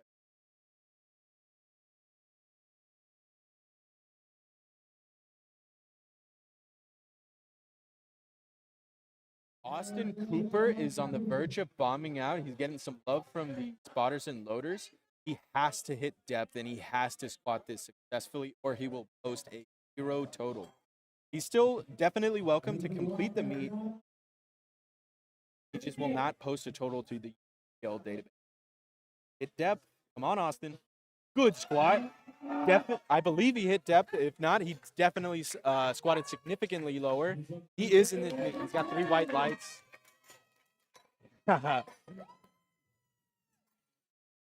All good vibes. Very grateful. I've been in that position before. Specifically, I think it was like 23 collegiates or 24 collegiates. I was an equipped lifter. Andrew Borsch walking out against 672 pounds for his last attempt. Yeah, I was a collegiate lifter or something. I was an equipped collegiate 90 kilogram. I messed up because I put in the wrong rack height and I cramped because I was tiptoeing to unrack like 650 or something. Let's see it, Andrew. Good deep squat. Fast lockout. God, that guy's strong, man. I'm a big fan of that guy. Yeah, I messed up my rack height. It was a little too high for me. I had to tiptoe it out. My soleus or calf cramped up. Caught the nastiest cramp of my life to the point where I thought I actually strained it.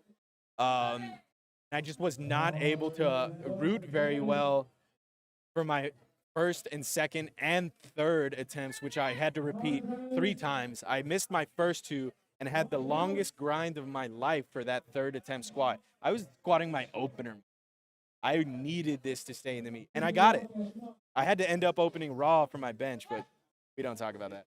Travis Shoes, 317 kilos on the bar. Easy squat for him. I hope he's feeling okay with that. I know he was nursing that lower back SI thing. 3 white lights. I hope he holds up to bench and deadlift. I want to see him go out. Yeah, that meet, after I barely stayed in it, I was so grateful and happy to be done with squat 1 and also having successfully completed at least 1 squat. I was still in the meet. I was gonna post a total. Something clicked in my head, and I was just like, all right, I'm supposed to have fun this meet. Let me just go ahead and do that. And the rest of the meet was a blast. So it's good. It's good to not bomb out. Let's say that. D'Angelo, 705 pounds on the bar. No trouble hitting depth. Some trouble squatting through the sticking point, but ultimately no trouble squatting through the sticking point. My man Big Hoss coming out for his third attempt, 727 kilos. He did make the larger 20-kilo jump to 330 kilos after making a conservative jump after not being able to attempt his opener.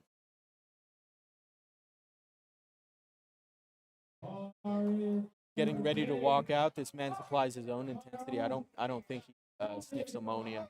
No inhalants for this young man.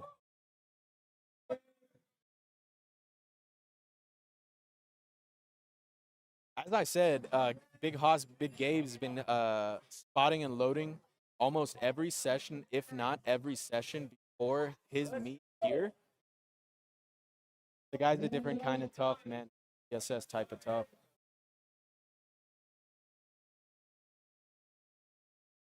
Setting a deep brace for a deep squat. Very fast lockout. Nodding. He knows he has it. Walks off, no trouble. Good job, Gabe. What a smile on that fella.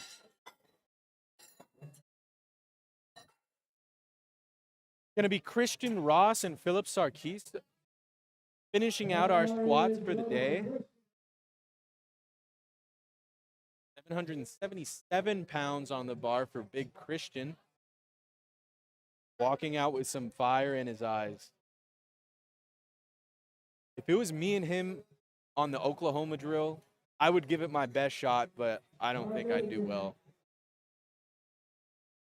Me and him on Gasoline Alley, it's not going to finish. It's not going to end okay.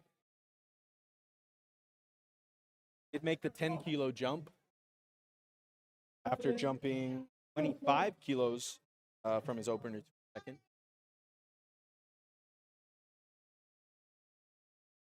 Does control the bar all the way into the hole. He hasn't had any troubles with depth until now. Sad to say, he will not complete the squat. It was gym worthy, sadly not comp worthy.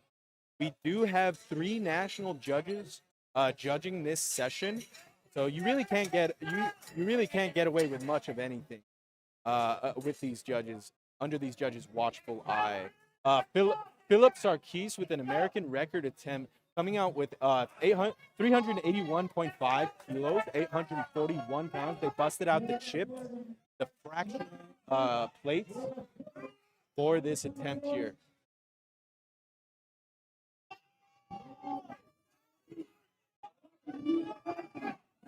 Again, an American record attempt. The crowd getting behind this young man. I don't know how old he is. Let's go, Philip. Gonna be the heaviest squat of the entire weekend here. Let's see him. No trouble whatsoever. Good job.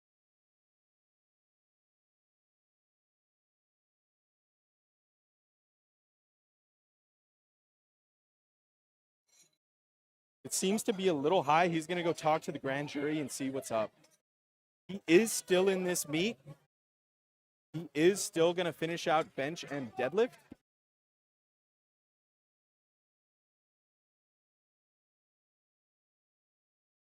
I have been notified that it was depth. A couple of spotter shenanigans going on the screen right now. Philip did not get his squat due to a depth call. We're gonna take a 10-minute break between squat and bench, and then we're gonna get started back up. Peace out.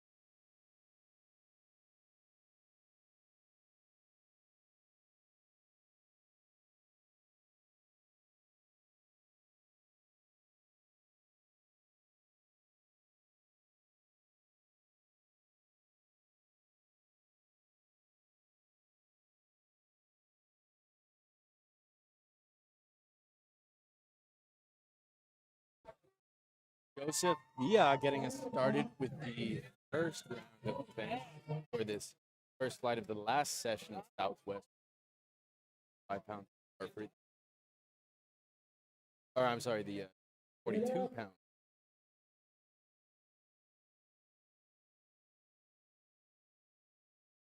Easy press command, nice rack command, 3 white lights for Joseph.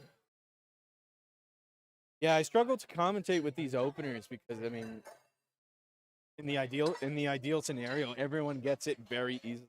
So like, what do I talk about except how easy that last lift just was?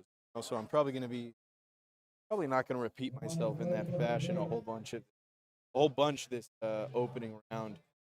One thing that's pretty cool is a lot of these lifters, not a lot, I mean 50-50 I guess. Some of these lifters opt for the self lift off rather than stuff, which is totally within their power to opt for it with it.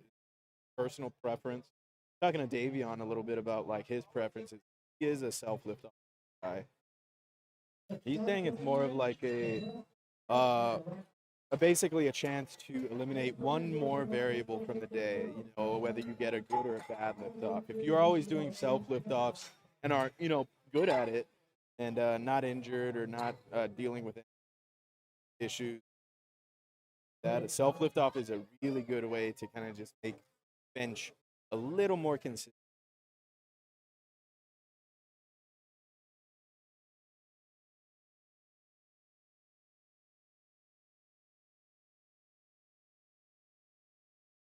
Justin Simon, 130, 130. Fun fact: I jumped the press command because I was benching it exactly like I had been. Beforehand, like a rookie, I was anticipating press command.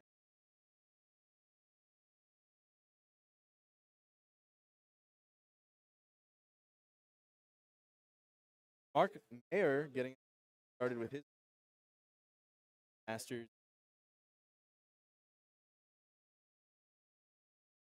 Close. So very powerful off the chest. It does demand a lot from your triceps as the lockout portion is much longer. Mark's got some big old arms. I have a feeling his triceps are of his.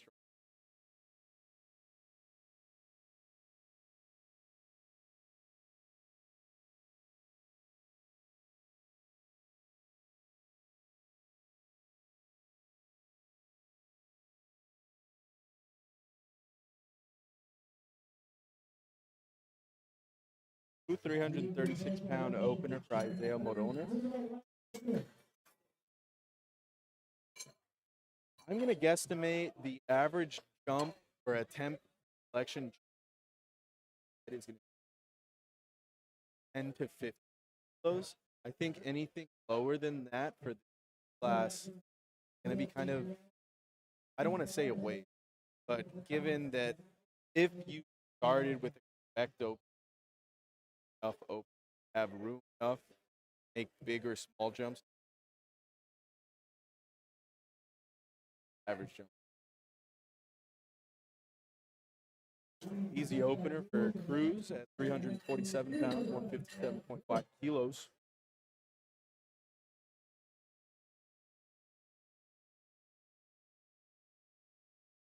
Hayden Crawley, one of our 276-pound, 20 to 23 years old, getting on.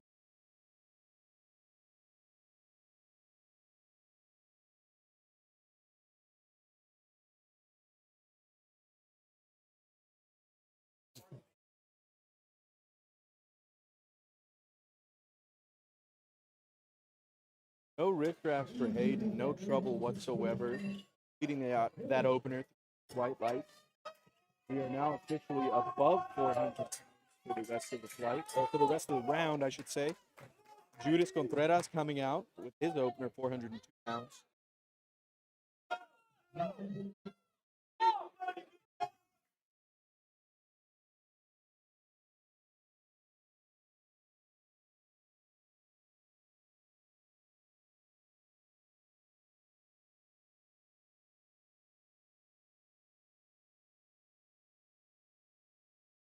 Taking his time to set his grip and brace as he wedges under that bar, creating as much tension as possible in his entire body, especially against the bar.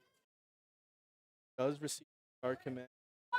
Does have a hard time getting his opener up. I'm not sure if it was just a little too heavy. 3 yellow lights.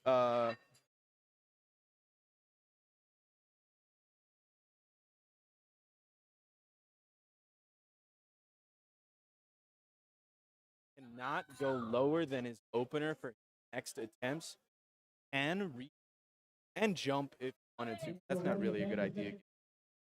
That his opener.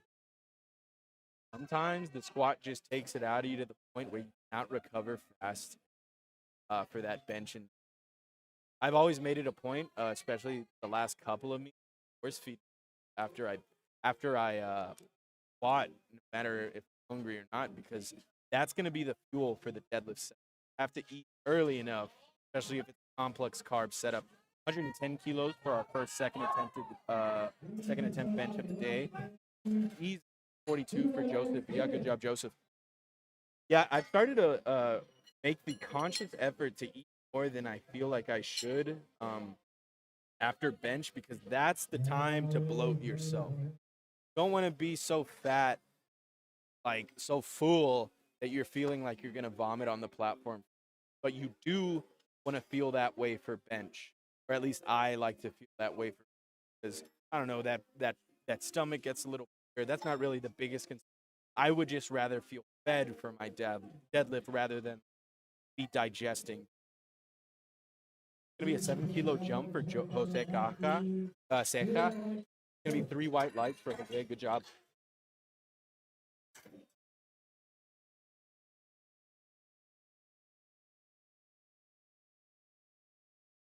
Justin with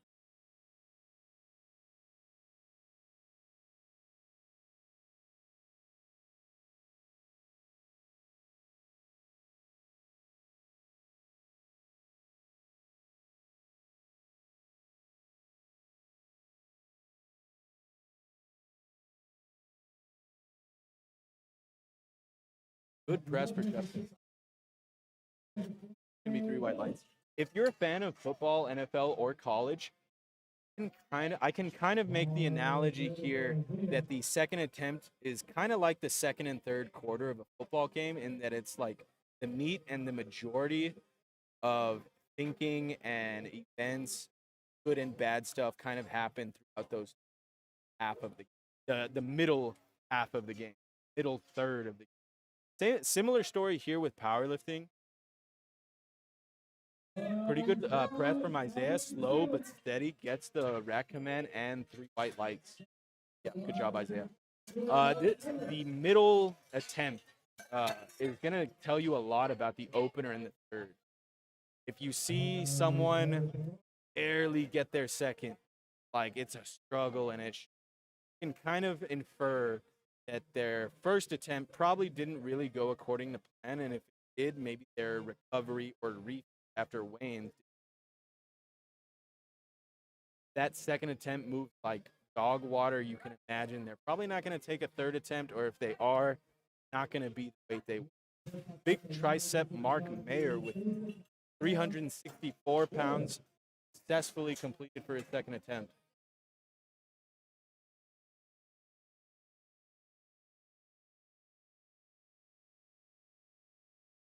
Cruz walking up to 100 pounds on.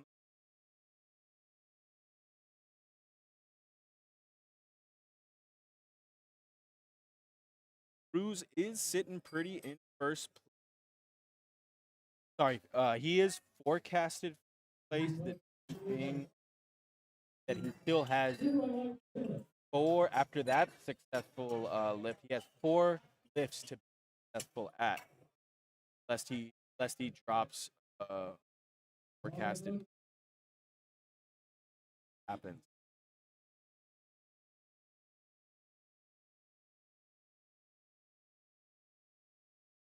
It's currently 27 kilos above Judas Contreras for the men's Raw Open. He is above Judas, not bench, so how it looks at the end of the round.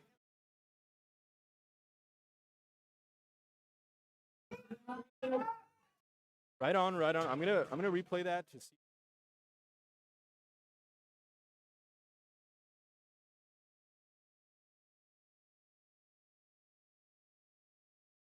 It's gonna be a question of whether he can push through that sticking point without having the bar, without having the bar have any downward movement or stop motionless completely, because either one of those scenarios would be red light.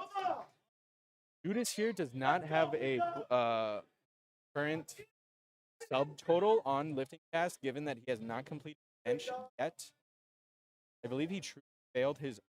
We'll see if he fixed what he had to. Guys,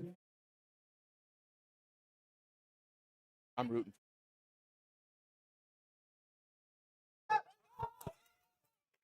Does have a shaky bench in chest. 2 out of 3 white lights for Judas. He's in this meet, and I believe back into forecasted.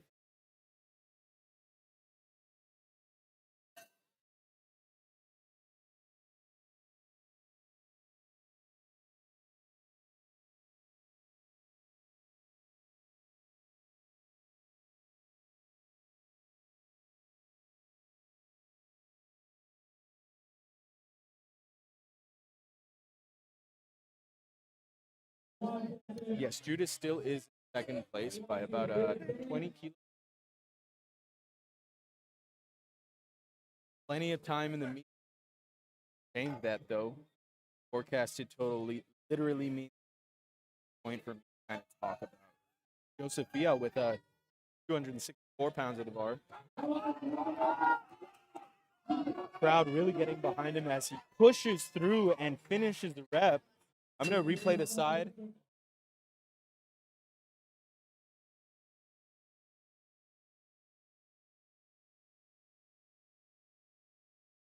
What a fight, man. That's a good gym lift. Sadly, not a good comp lift, but either or, I bet he's going to tell his friends he benched too. Hell yeah. Jose Ceja with the 2.5 kilo jump. I don't know if he did that on purpose or just wasn't able to last attempt. Not get your next attempt submitted within 1 minute of completion. If lift was unsuccessful, you wait. If it was successful, you take the minimum jump of 2.5 kilos. Does dip the bar downwards. It's going to be red lights here it's going to be 2 red lights here as I'm assuming most of the refs caught that. All right, it's okay. He'll be there. He'll be there on meet day.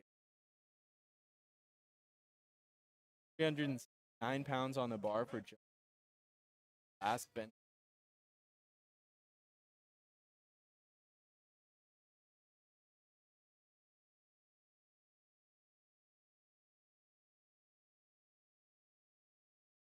My back was cramping up nasty when. This guy's got a much bigger right arm. I assume he's right-handed. Smooth, steady, upwards press. I don't believe it ever stopped. And yeah, the judges agree. Good job, man.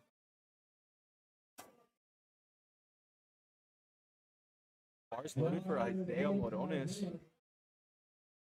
109 pounds on the bar. Got some long arms. But maybe I'm just saying, like,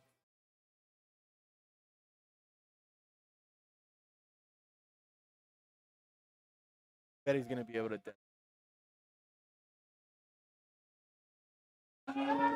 Solid sink, solid pause. He's fighting it and is not able to get past that stick.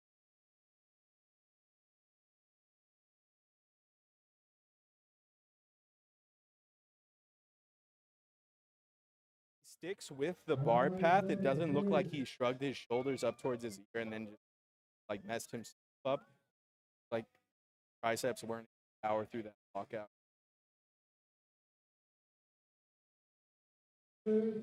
7 key jump for Cruz Villegas, 380 pounds, is the limit forecasted at the moment. Solid press command. That's bilateral symmetry at its finest.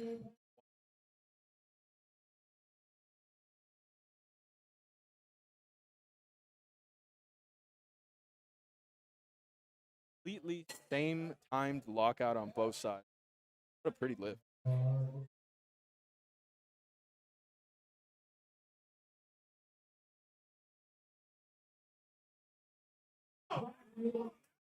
Hayden Crawley getting under 391 pounds to end off his bench day. This is the last opportunity he's going to be able to bench in front of a crowd like this. Wow. Solid sink, solid push, not so solid of a press after that trend from push press. That's how I like to think about the bench as two separate kind of functions, getting off the chest and getting from that position lockout. Big Mark Mayer with 196 pounds on the bar, one of our masters session. He's 40 to 49 years more than I ever have. I hope to be there one day. Solid press from Mark. Let's watch that from the side and see.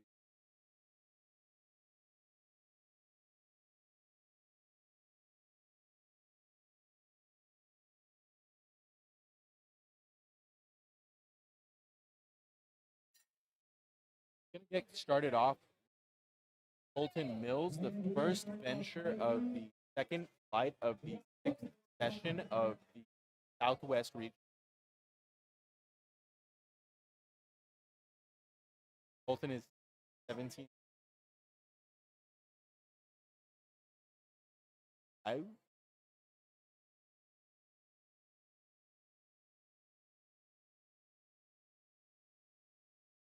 A less than easy press for Colton. That was a little heavy for an opener. I'm going to watch it from the side.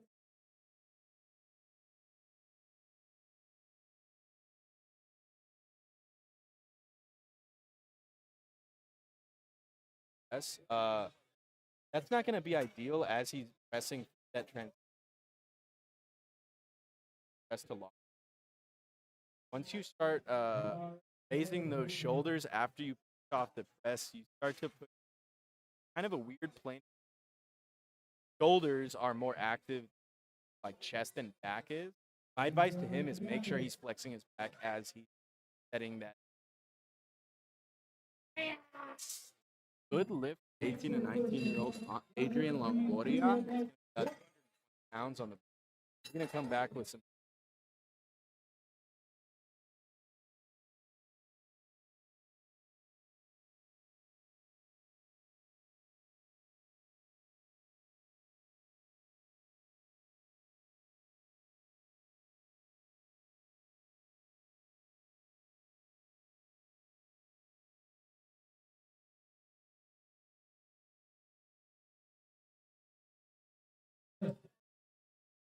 Tyler open up pounds on the bar.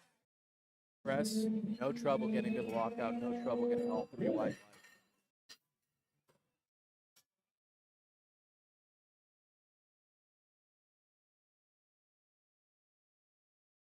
L. Lightborn had some abs. Squat. Let's see if he can kind of go out a smooth situation.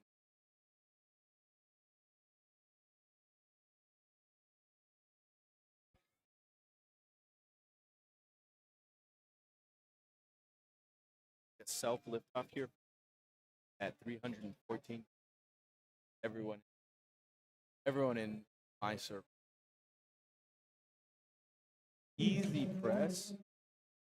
He almost pressed it so fast that like I thought his wrists almost buckled. Obviously got it. Obviously, and let's see what he does for his second and third. It's gonna be another 350. Gardner.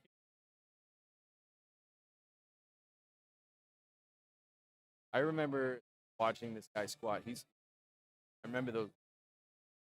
Oh,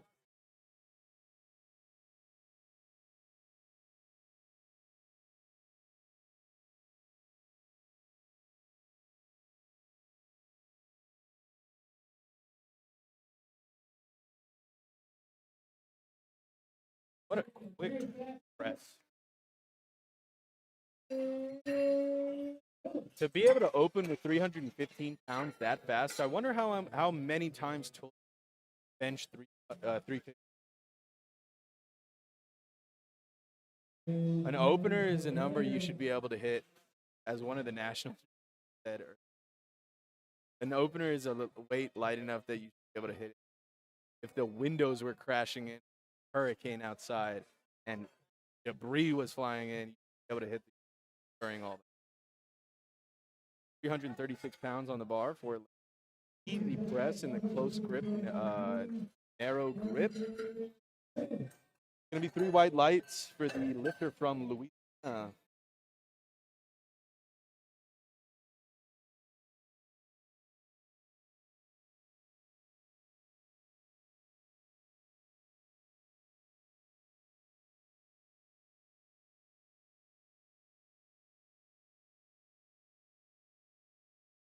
Back from the back as is right. Not my favorite way to enter the back. I like to enter front and drive back in. I'm gonna watch that again because I want you guys.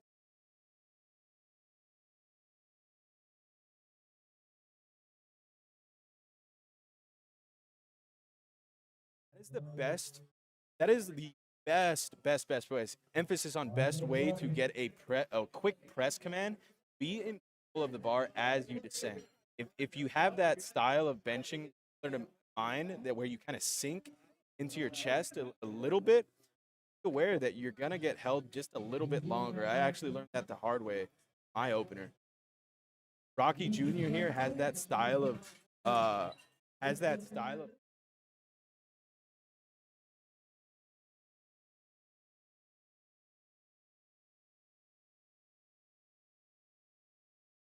gotta make sure to listen, not anticipate the press command.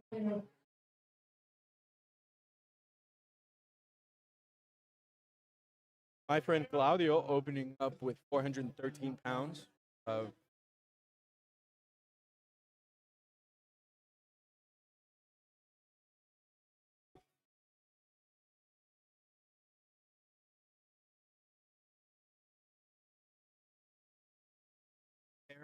Paramore. All I wanted is playing, and I'm always gonna try to hit.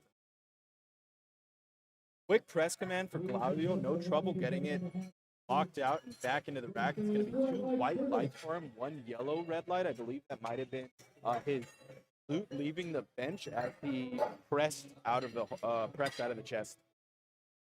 Bolton Mills missed his first attempt here. I believe it was a true failure. If not, it was up-down movement.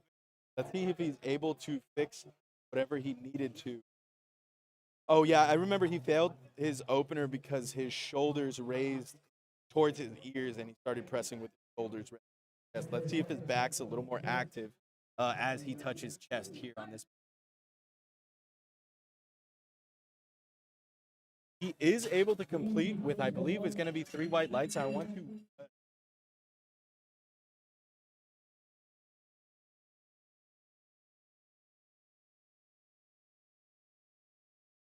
was able to get the bar traveled a little farther along into the lockout position or flaring those elbows and shoulders.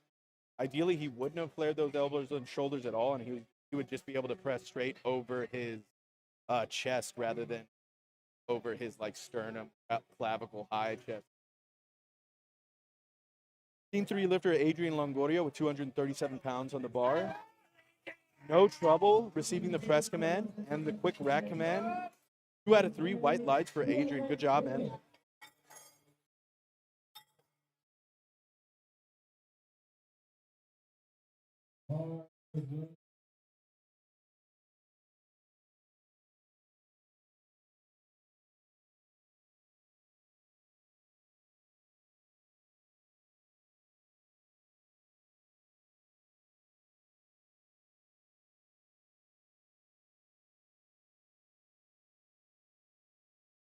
Tyler receiving the quick start press, and he does lock it out without any downward movement or stopping of the bar. It's going to be 3 white lights. Good job, Tyler.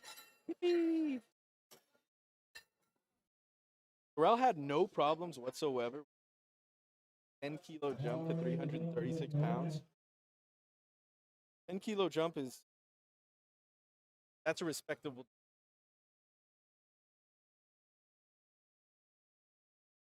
10 kilos is not respectable.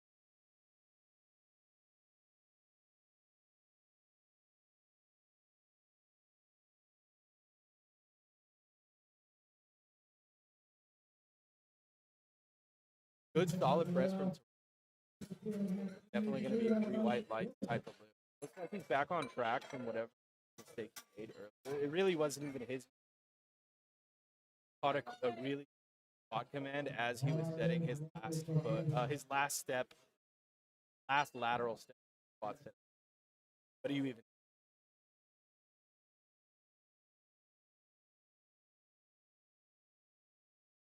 Big Devin, 341 pounds on the bar for his second attempt. Self lift off kind of guy. My style, but that's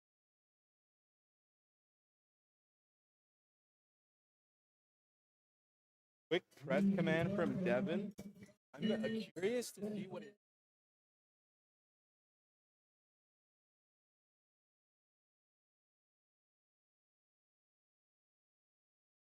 Wrong with that style of benching.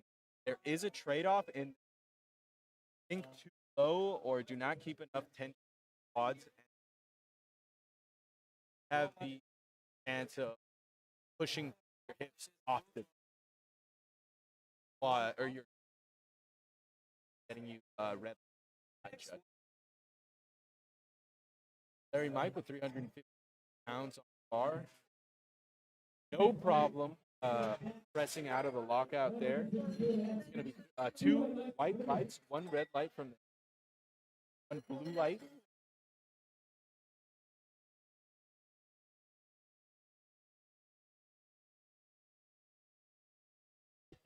Blue light is up and down.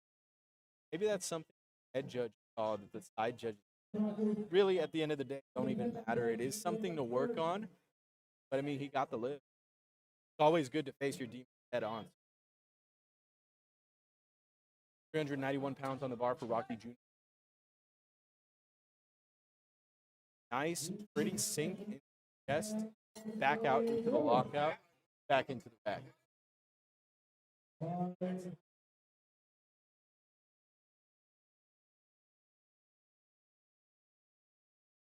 to be a 12-key jump here for Garrett Bates. Does have about 45 seconds on the bar. I wonder if he's actually at the table talking. He was actually talking to the table about something happened. Is getting his wrist wraps on in the back next technical talk up. He has 30 seconds. He's going to have plenty of time to get under the bar. Get under the bar and receive that bench. If he does not receive that bench command, or the 60 seconds is up, he will time out. He does have 12 seconds left to get that. See how he does. Another solid pause for Garrett. 3 white lights. Yeah, he was at the table for his lift trying to see what happened. Buddies just realized they called him. He was like, "Oh man, I gotta go," and he went and got his wrist straps on, got his chalk on, got under the bench and got it out of the hook all within.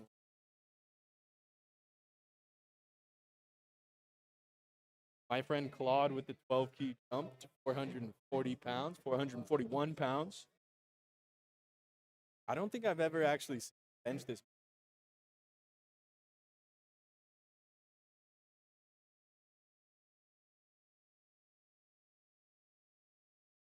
I know he received one red light for raising his hip, his left hip. He does receive that same red light, but he still gets the lift, so really nothing to do except keep an eye on it. It's going to be Colton Mills next up with a 2.5 kilo jump to 209 pounds. Colton missed his opener. He missed it. He missed it on true strength. Kind of just a little high past the rest command. Currently not showing up.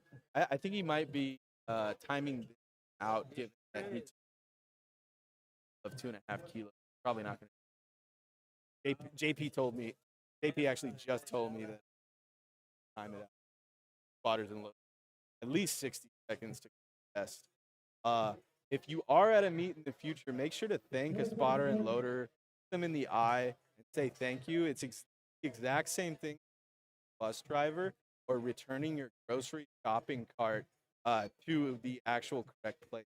The litmus test for whether or not you're a person, thank the hardest worker. They are the least thanked worker in the entire kind of like meet setup. It's kind of sad to see that they're the physically most hard working people in the room. They're lifting more weight than every other lifter combined, and they're going through it. I can tell you. I'm looking at them. I know these dudes. They've been spotting and loading for 3 days straight. Just say thank you. 253 pounds on the bar for young Adrian Longoria. It's going to be 3 white lights for him. He is walking off now. He is now officially a man. Going to be a 2.5 kilo jump for young Tyler. I'm sorry, not young. I'm sure he's young. Going to be a 2.5 kilo jump for Tyler Carpenter. Whether he did make that 2.5 kilo jump or just allowed time to run out for his selection, I think that's probably what happened. It seems timing this one out. But if you do not get your table with an unsuccessful lift of 2.5 kilos for a successful lift. But he seems to be timing out his third attempt bench here, giving the spotters and the rest of his competitors one extra still set their men last third. Kind of a cool for him, from him.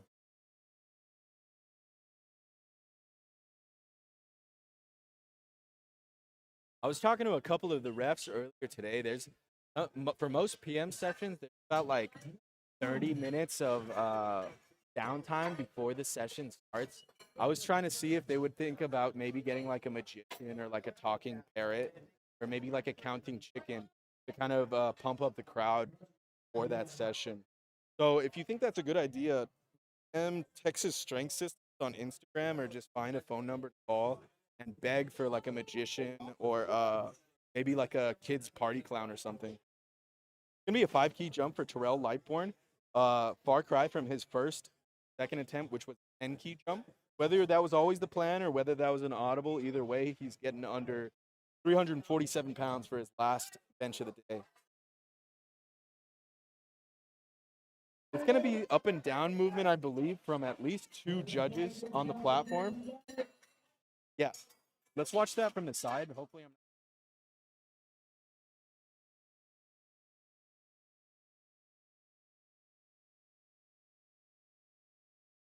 or downward movement is cause for red lights from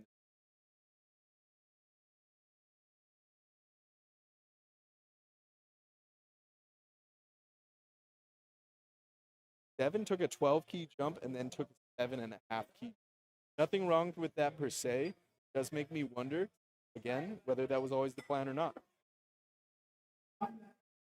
Solid press from Devin. Don't let me bring your vibe down, man. You did get the 3 white lights.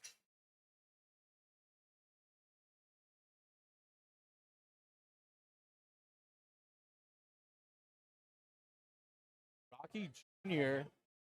Hitting 402 pounds for his third bench of the day. If this is the heaviest weight he's ever attempted and he is successful, he's going to 400-pound club today. Something I haven't been able to do. I'm rooting. Save a spot for me.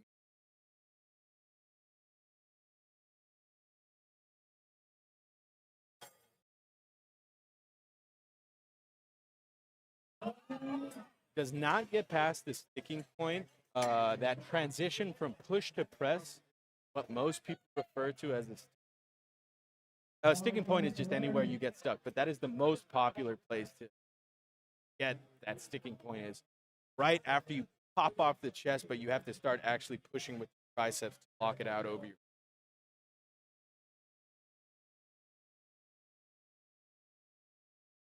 Larry Mike with the 20 kilo jump from 100 kilos to 182 kilos. He made a 10 key jump, then a 20 jump. Let's see. Made a mistake. Controls it all the way to the chest, pushes through that sticking point. I'm going to replay it one more time.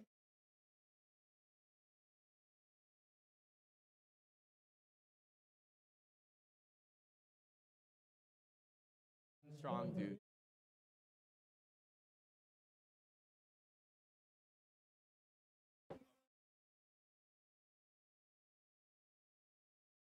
Garrett Bailey wrapping up his last bench at 400.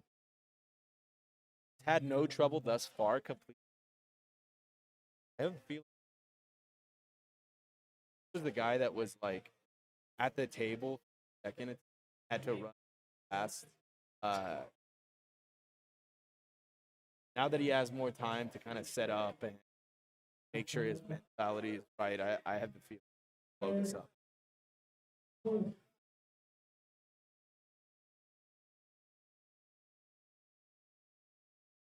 Low and controlled on the way down. Low and controlled on the way up. Going to be another 3 white lights for him. I believe that was 9 white lights for his entire bench showing today. God, man. My friend Claudio getting under 452 pounds for the bench today. His last bench of the day. I can tell you he's been training hard for this. I know him that well.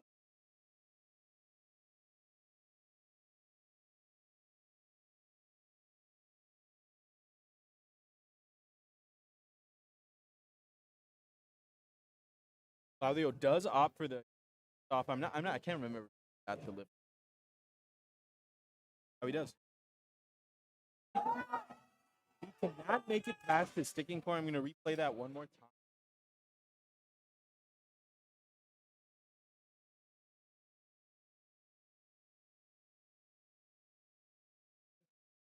Shared with me a couple of years ago, and I tend to keep it in mind. But there is no such thing as a bad day. There's only data. No good and bad days. That's coping as hell, but it's nice to keep in mind when you're kind of like freaking out. Brandon Enriquez starting us off with his opener of 315 pounds. This is going to be the beginning of the end for bench, the last round of the day. Good job. Yeah, we're kind of at that slow part of the round where we're just kind of secure place.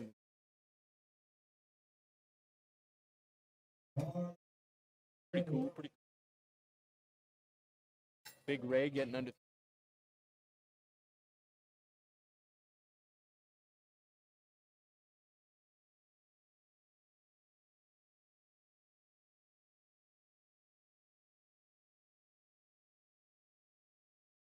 JP just notified me that fantasy. I wonder if he has any like bets to do. That's JP with the short stare. his fantasy so bad. Maybe he's gonna have to like streak. Tanner Shepard opening up with 396 pounds for the day. I remember his squat. It was very deep. I remember it being very. I was surprised because he was a bigger guy and it was a narrow squat.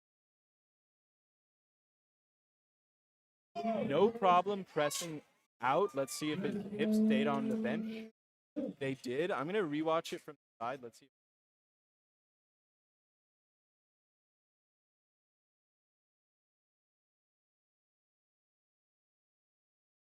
His legs and then tenses them as he presses.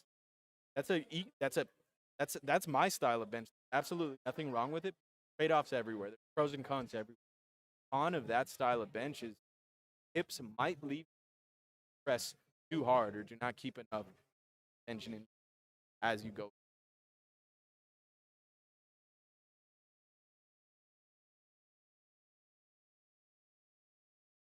Easy opener for Brandon. Going up 396 pounds. The lights are slow, but I know it's like 3 white lights. That was a good. Yep, 3 white lights. One of the side judges was having trouble with his technical doohickey. Angelo opening up above 405 pounds. That's very respectable. I'm gonna make it a point to be grateful I'm able to open up above 405 pounds. I haven't even. I'll be there.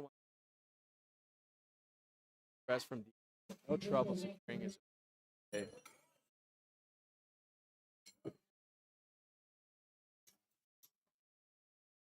Only other person that I know who's low is Earl from Office. He was a pretty good character. I like when he take and he's like, "Oh, what am I doing?" and he throws it in the trash like 3 times. Austin getting under his opener for the day at 413 pounds. He does have some love in the crowd tonight, so let's see how that fares.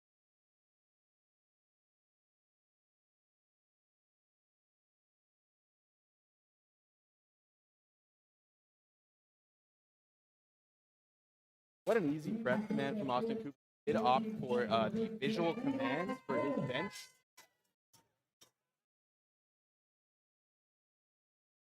Very nice. It is a shorter session, although the lifters are heavier body weight and the weight they are lifting. I believe there's only 30 or 31 lifters in the entire session. A far cry from my session, session 5, I think it's like 12 to 15 lights. So imagine having to start and load. I've got.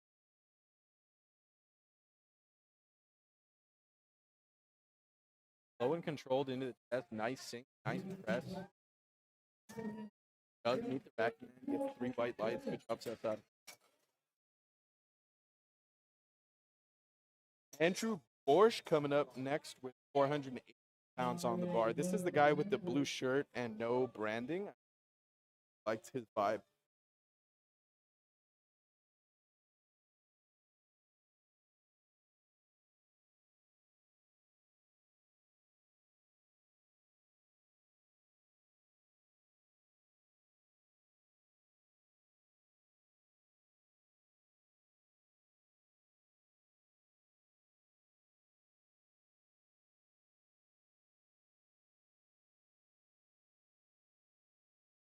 Good job.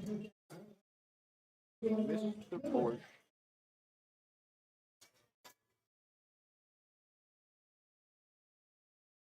Philip Sarkis, not the heaviest bencher of this round, but still a definitely respectable 400 pounds at 8 pounds body weight. I don't know if he actually weighed in at 3. I don't have that details on hand. That is the maximum allowed to weigh. I think he told me like way earlier. I think like yesterday, or that he was actually pretty light for his high 290s.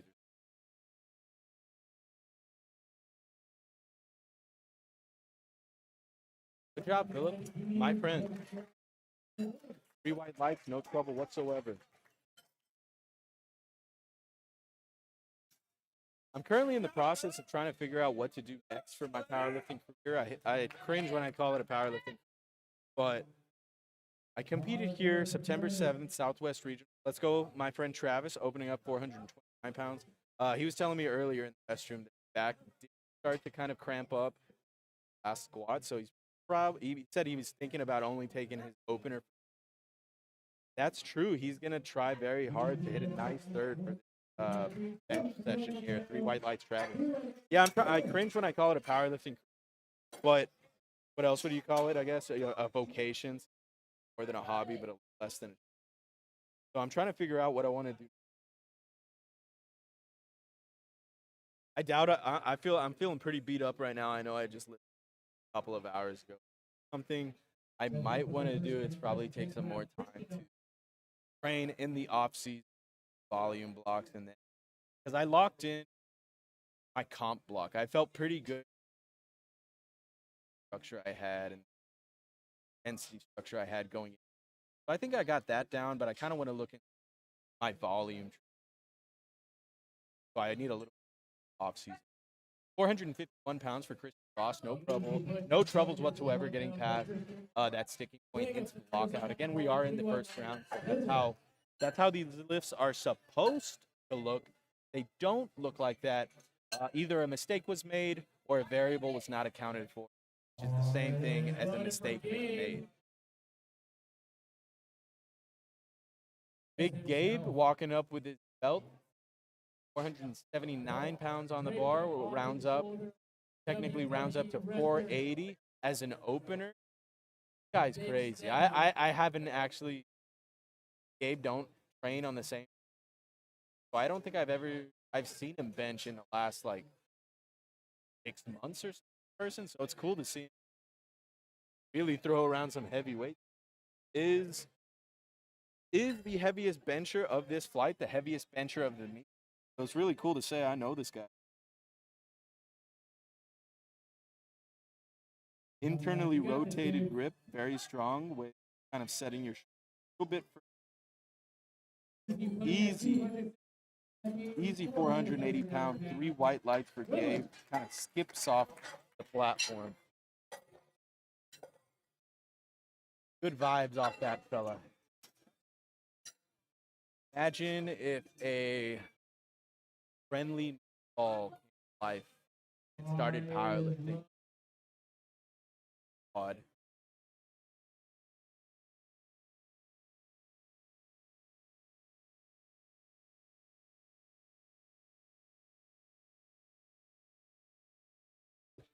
Brandon Enriquez getting started with this.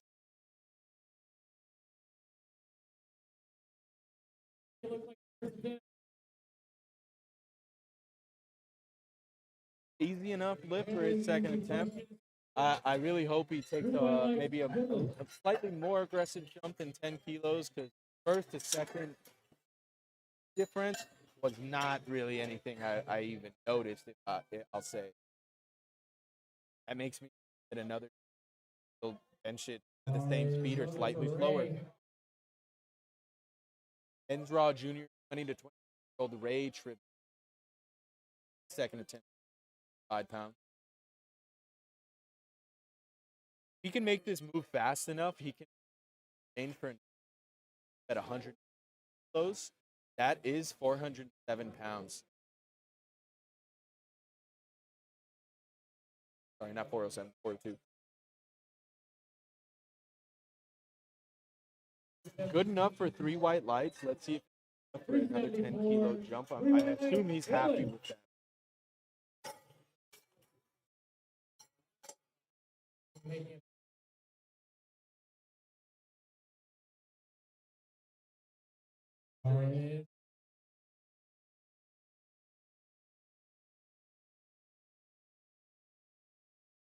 Brandon Jackson and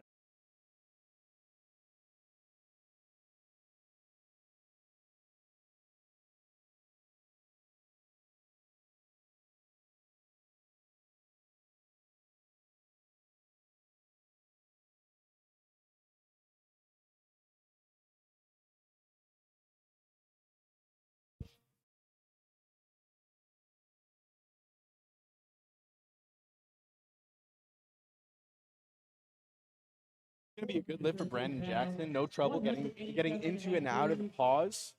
I know he had to wait for his last attempts lights. Double weight.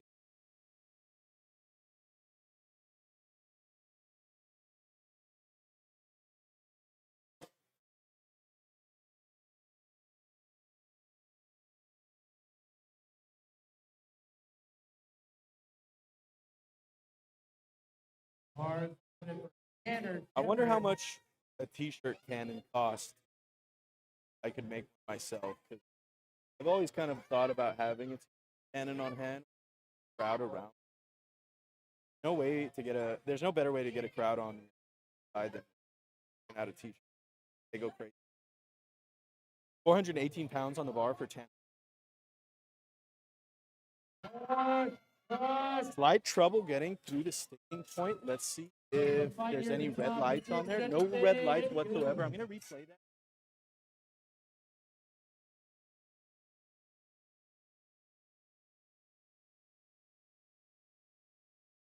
This is going to be, or the cue of pushing through that sticking point is going to be key going into his third attempt. That it's going to be heavier, obviously. 424 pounds on the bar for Austin. Take a 5 key. So if he can move this, it will probably be another 5 key. I wonder if he opener felt heavy, or if that's the regular.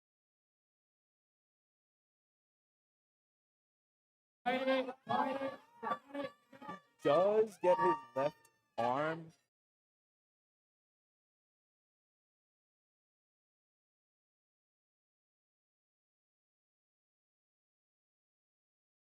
Shoulder and elbow get trapped kind of just like a little too low. I'm not sure if he had a completely equal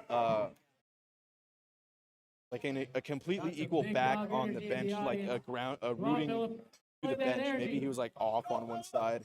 That usually is not a way of bench help, but it's not entirely on. Got that right side up, but that left side just was lagging. Two in elbow, maybe too internally rotated.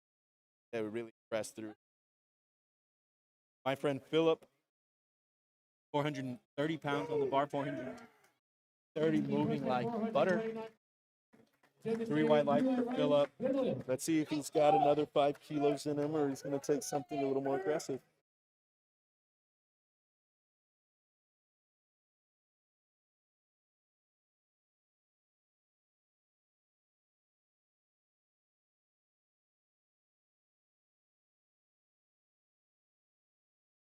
I'm not a huge fan of The Office. I feel like I remember D'Angelo like straight up dying at the end of his like run of the show. That has nothing to do with D'Angelo here. 430 pounds for his second attempt. Let's see how he does. Does not croak under the weight of the bar. He actually moves it very well. I don't believe his opener moved any slower or faster than that, so I think he's going to take another good 10 key jump for his.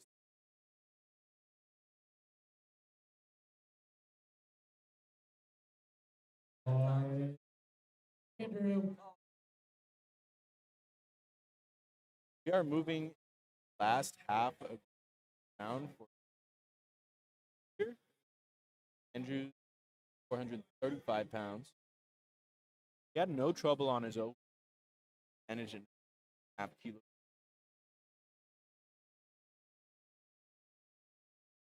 Light shaking in the arms. Seems to be no trouble. Shaking might just be part of his game. And he's got game, man. 3 white lights, no trouble. Let's see if he makes another 7.5 keys. Definitely, I think.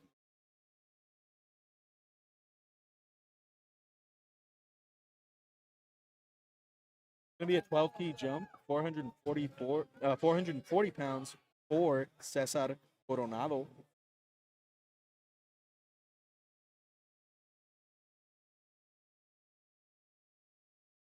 Gonna opt for the self lift off. Has my respect. Sure.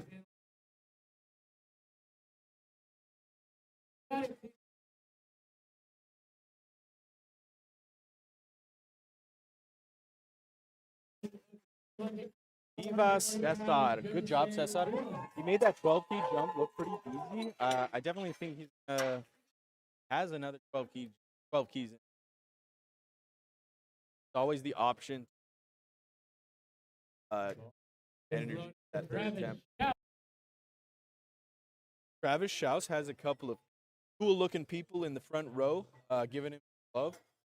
Getting set up under 451 pounds. I remember talking to Travis earlier that he might be able to only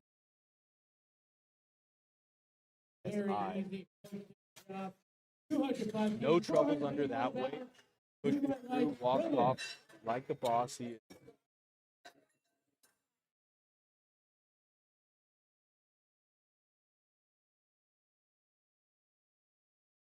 Bars loaded for second to last bench round. Christian Ross at 485 pounds. That's one crazy press, man. When I was benching or when I was lifting equipped, I remember kind of be like the opener. I was never a fantastic.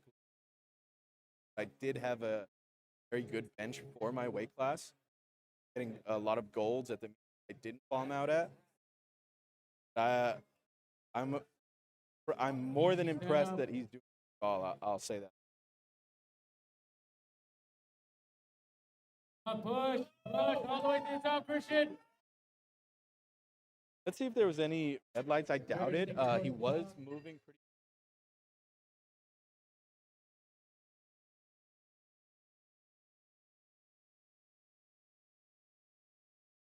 On the left and then once on the right. We'll see how he's able to fare under his. Going to be 507 pounds for Gabe's.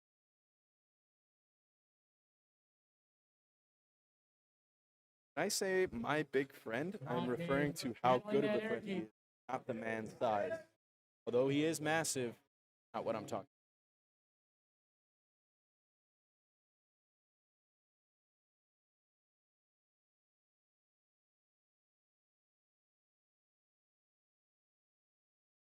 Bench that always. It's actually a very new, perfect, nice. First, he's got to take care of this. I actually kind of learned how to my bench while watching Gabe. He is not able to get the white lights as he had that downward that I'll show you.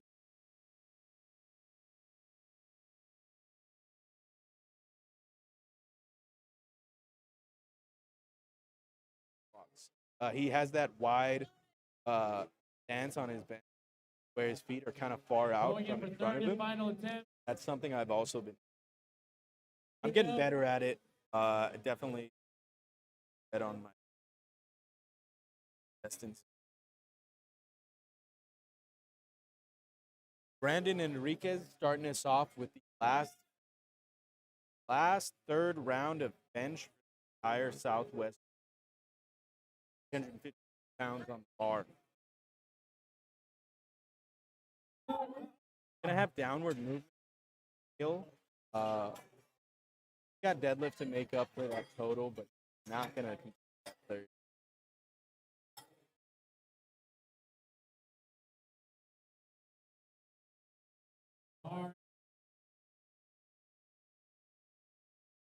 Big young Ray, 23 years old, coming out for his last bench of the day at 385 pounds. Sizing up the bar, making those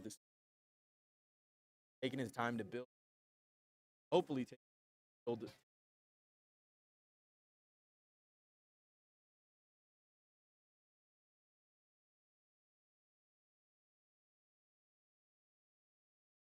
Then you got it. Pushing all the way into the lockout. I'd like to replay that again.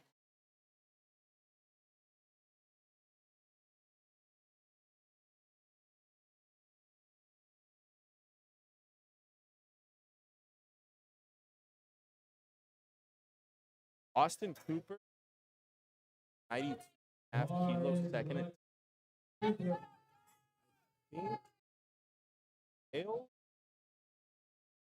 Coming out with fire behind his eyes, so I'm going to be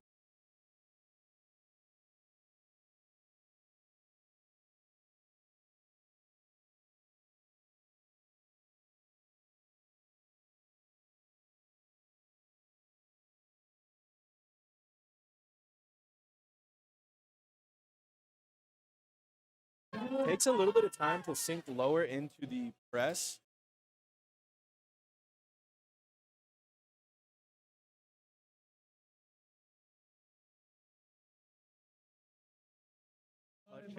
That's him letting his lats go and sink into the. Not impossible to get out of that position after that sink, but you have to be doing it on purpose. It seemed to me he was keeping tension as he was going down, and then kind of lost that tension, not able to press out. Press out of. Brendan Jackson, 424 pounds on the bar. Another one of our young, heavy, light.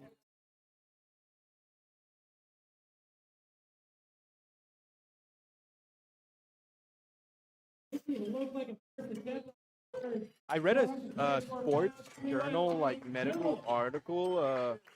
It was, I didn't read the entire thing. I read the summary and I read someone's synopsis of the summary. But I read this thing where, here, I'll get back into it. Well, I read this thing where some NFL team was talking about recovery during their strength and off season, and one of the things they did was after like a hard set. I think the control exercise was dips, bodyweight dips for max reps. Hold on, Anna with 429 pounds on the bar. Let's see how he's able to get out of this sink position. Not able to get out of the press position, but we got some pro spotters able to get him back into the rack safely. Yeah, so the exercise selection was max rep dips, and what they were doing, the control group just had like a time rest, but other group, the variable group, had time to rest plus they plunged their hands, or no, they held on to cold rods of metal on their hand, the soles of their hand and the soles of their, basically down with like metal, and apparently that reset their nervous system to the point where they were able to complete more max reps throughout time than the control group that wasn't cool. Let's see Philip Sarkis finish out his last bench of the meet, 440 pounds on the bar. He hasn't had any trouble until now. My friend Philip is very strong. I'm happy to see him successful. That's going to be another 3 white lights for him as he walks off like the boss he is. Yeah, so the control group was basically max reps dips with timed rest. The variable group, max reps dips with time rest plus cooling down the soles of the hands and the feet. So I tried today as I was doing my session after my 3rd attempts of squat and bench, not deadlift. I went out to the hotel pool that's right next to the ballroom that we're in, and I took my shoes off and my socks off, and I just water and try to get my hands. And I felt like it felt pretty good. I like the feeling. Maybe it was just being outside away from the crowd that helped me reset. Andrew Borsch taking out 446 pounds. See how he does. He had no trouble thus far. Pushes through that sticking point. I don't think there was any.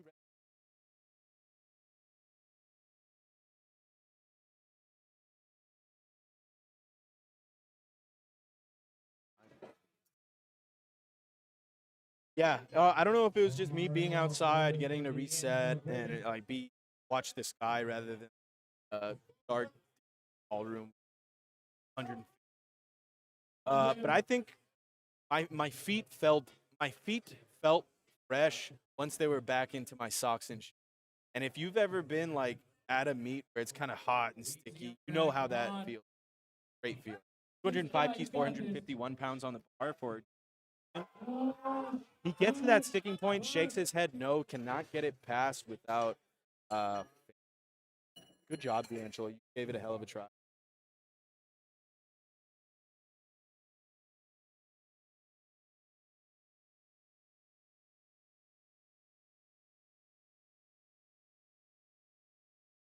That started with the 7-key jump and going into his 3rd. Again, 3rd attempts, they're my favorite attempt to watch. Obviously, I think they're anybody watch the first. They're all boring as all get out. This is the cool attempt to watch. This is crowd gets into, crowd gets loud. This is getting. This is when it gets like scary, you know. Phillips 3rd squat scared. I won't even.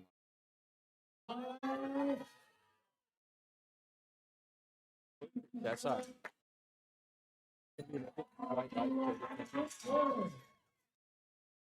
I love seeing it white light 30. Unless it's like a sandbag 30 attempt.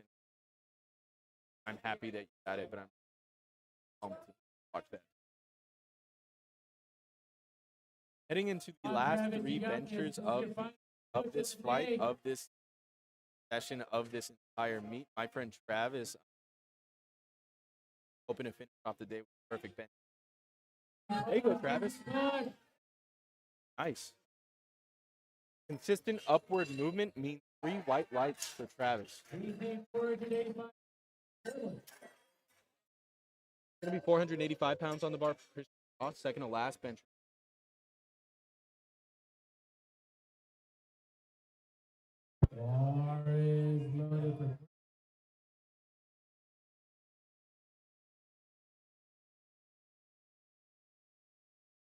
Christian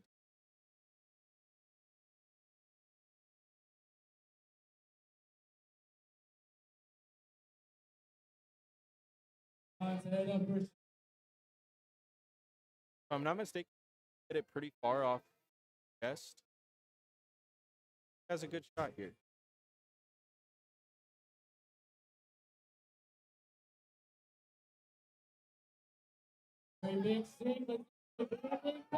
Good grind, finish it out.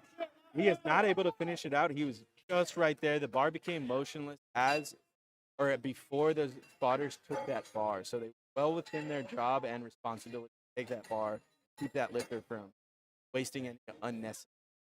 Once that bar becomes motion, doesn't matter if you finish out the lift or not. It's going to be red lights, so may as well save your energy. My friend Gabe, Big Hoss, getting set up for 230 kilos. His missed second attempt, 507 pounds. I've got confidence.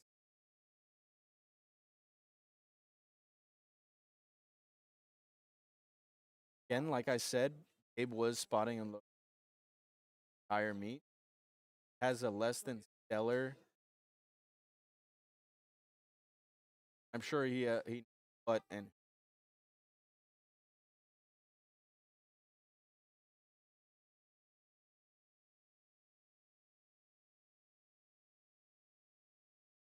Big Hoss here.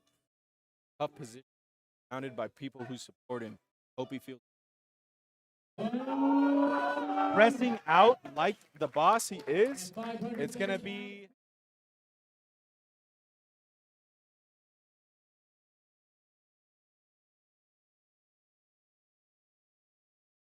good job. Good job. Again, remember, if you are at a powerlifting meet in the future, to look a spotter in the eyes and say, thanks, man. They're doing a tremendous job. They're getting us set up for deadlifts in about 10 minutes time. I will see y'all very soon.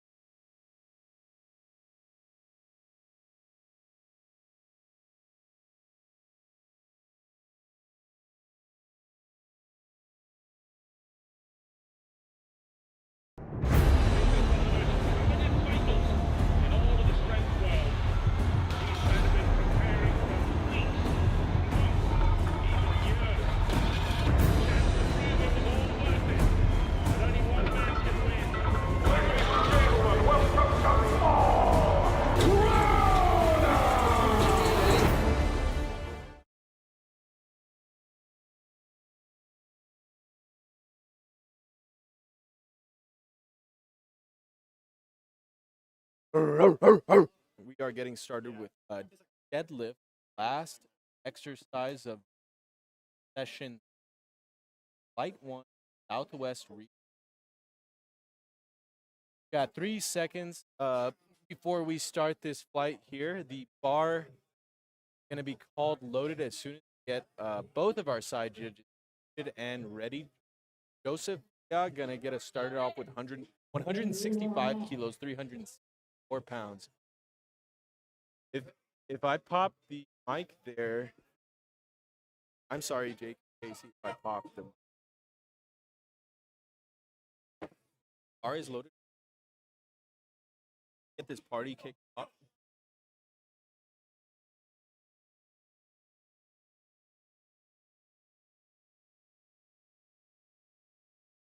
Easy pool from walks off.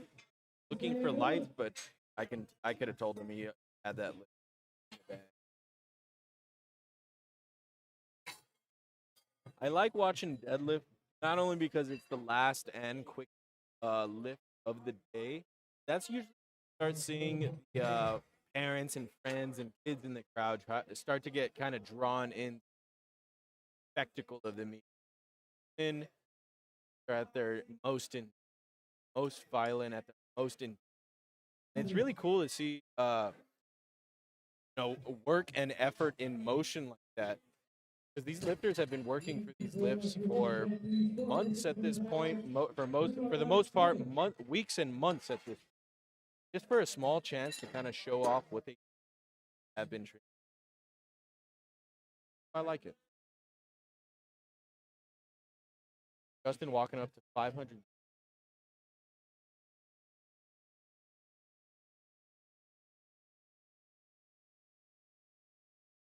You're not really used to watching powerlifting much about, but Justin is grip can.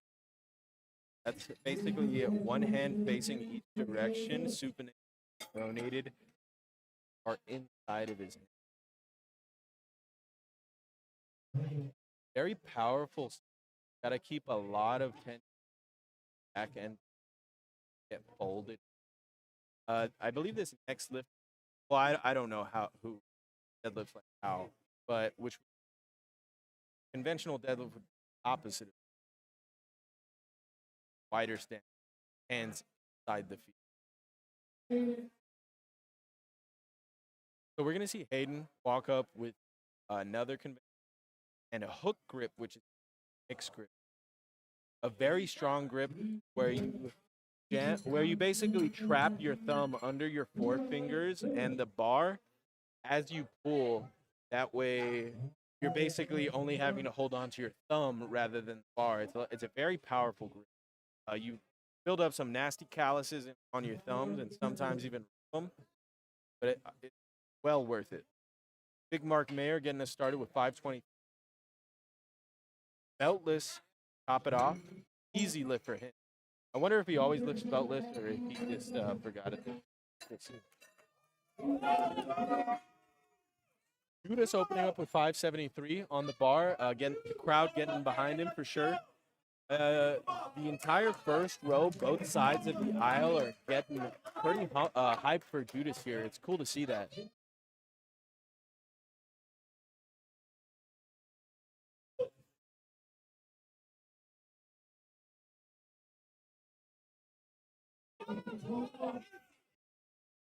Light, shaky deadlift. Let's see if he's able to keep those hips in place while he gets those heavier second and third attempts. There's nothing wrong with like shaking during the deadlift, but I mean, if you're shaking a whole bunch on a very slow grind lift, all of that move, extra variables kind of throws your hip position, back position kind of off. Just unless you can get through that lift very quick, that shake more often than not, kind of bad lockout or an incomplete. I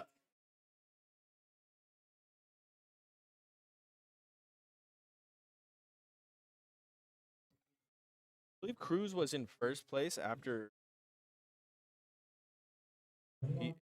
based.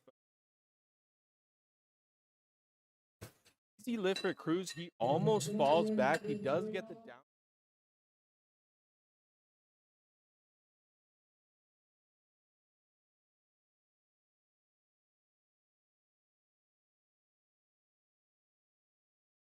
I don't believe it. I agree with you.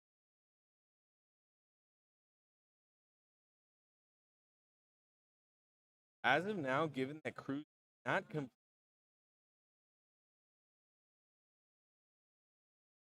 see how it looks once he does get that successful lift. Isaiah Morones with a slightly slow looking opener and possibly soft knees, judges say.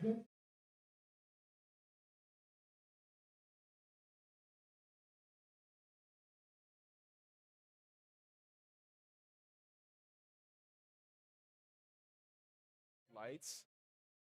I'm hoping he's able to kind of set his shoulders into better as he's able. Maybe lock out a little more solidly. Joseph Villa getting us started with the second round of deadlifts for this first flight. 391 pounds on the bar. He had no trouble whatsoever with the opener. Made the 12-key jump. I wonder if he's got another 12-key jump.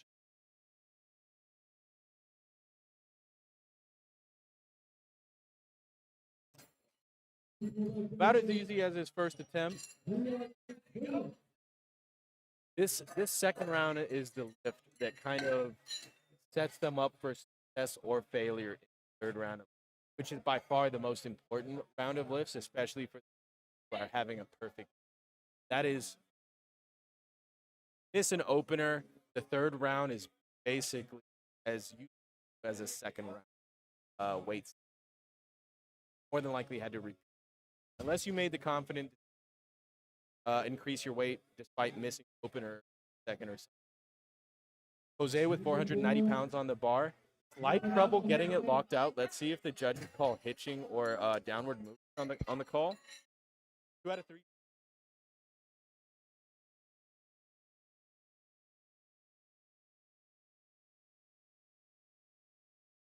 Can't be 1 inch under the lockout and then kind of bobble that last 5%.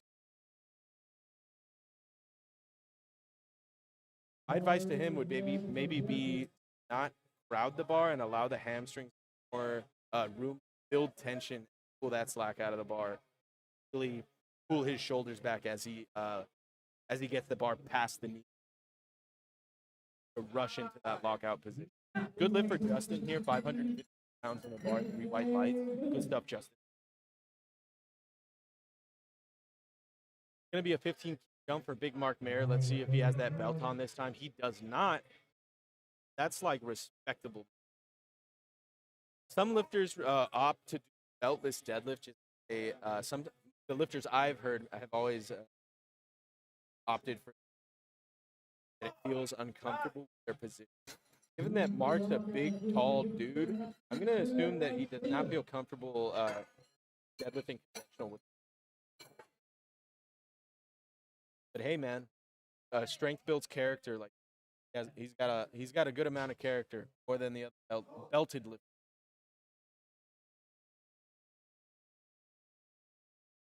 Hayden pulling up to 567 pounds on the bar, 508 pounds on the bar for his second attempt.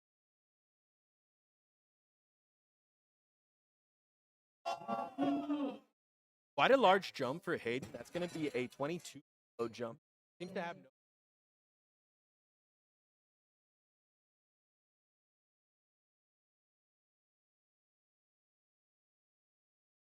Keys in. This currently first place, given that Cruz has not completed the deadlift. 595 pounds for his second attempt. See if he can carry Cruz a little bit.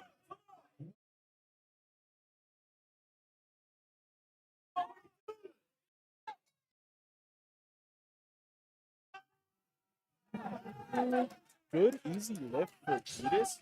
He didn't struggle at any point of that lift whatsoever. If I had to guess, I would say the sticking point for him is going to be closer to lockout. But then again, that lift was so easy, hard to judge. Isaiah Morones, getting ready for his second attempt, 606 pounds.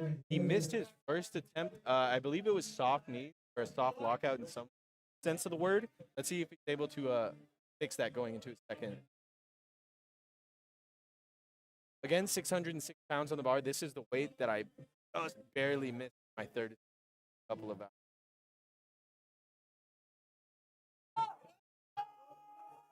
A slower lift and a slower lockout for Isaiah. I believe he does lock it out. Watch it again. It's going to be 3 wide.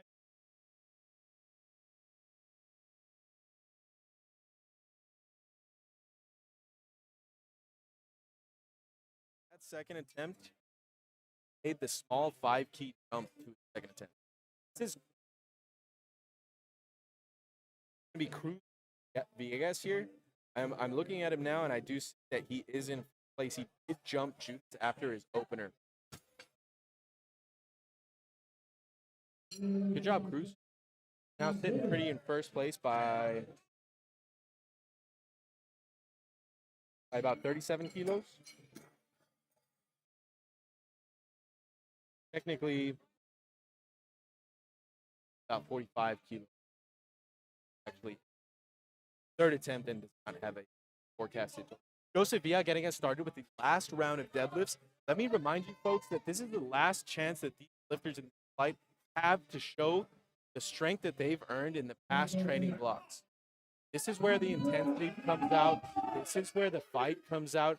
Joseph Villa hitching small hit at the top. Let's see if the judges caught it. And they did, or at least 2 out of 3 judges did catch it. Let me see if I can get the replay.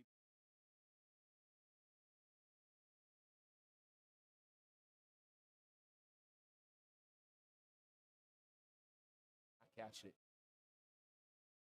Bars loaded for the men's raw junior 125 kilo lifter, Jose Ceja.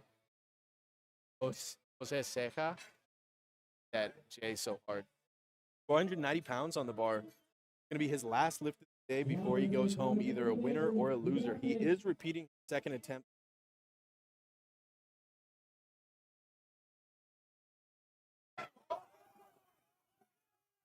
It might be called hitching for those small little movements at the top, which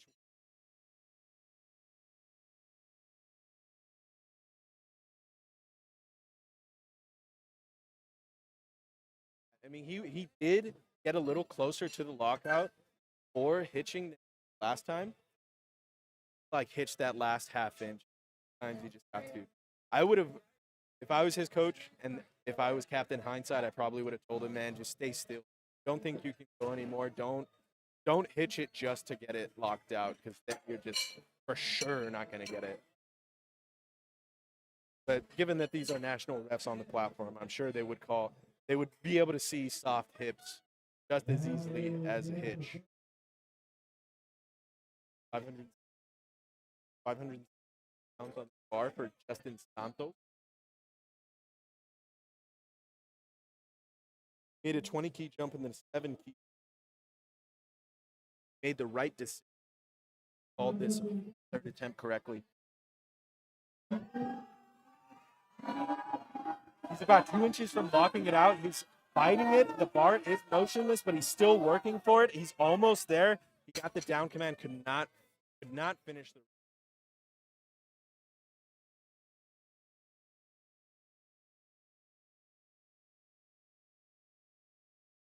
It's tough, man. Sometimes that's a position issue. Sometimes that's a upper back issue. Sometimes that's a glute issue. Really, it's not even worth nip. Okay, get back into the bar, start deadlifting. Just get back to training. Hayden Crawley with the 7 jump, 584 pounds. He's not able to break the floor, but he still will walk off with 2 out of 3 successful lifts.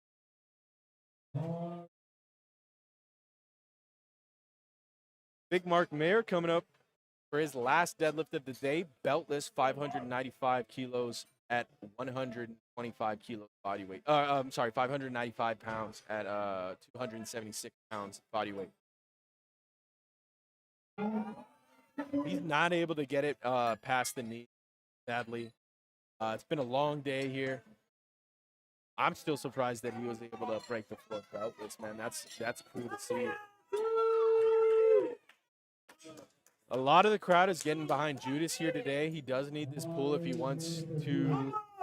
Actually, if whether he's successful or fails, he does remain in second place, but that's no reason to fail.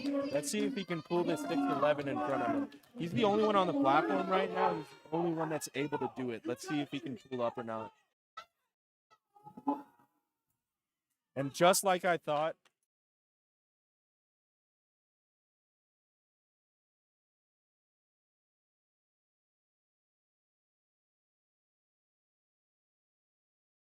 my recommendation would be a lot of hamstring and glute work, and specifically Nordic curls.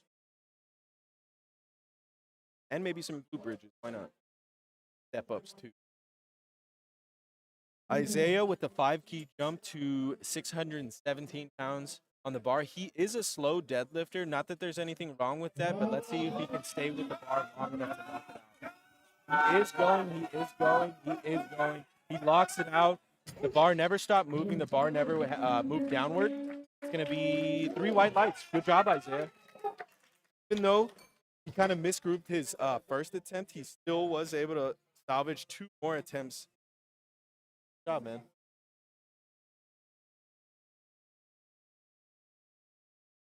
This is going to be the current 110 fasted. Yeah, guys, walking up to 172 pounds on the bar. I'll say, man, I'm looking at this guy. He's built. He's got mass on him. Does not really look like he can deadlift that. I really hope he proves wrong.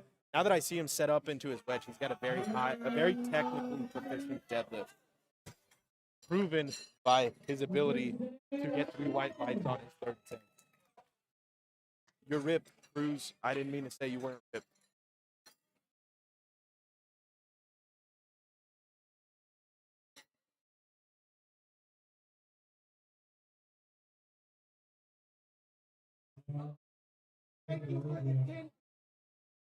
With that third attempt, Cruz does first 100 raw open. Adrian Longoria getting us started with his first attempt at 402 pounds. Let's see if there was any pitching or downward movement on that lockout. No such thing. 2 white lights for Adrian. Getting us started. He is have one.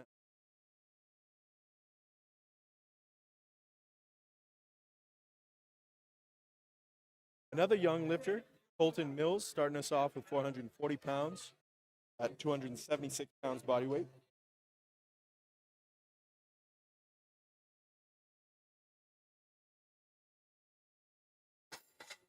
Quick down command.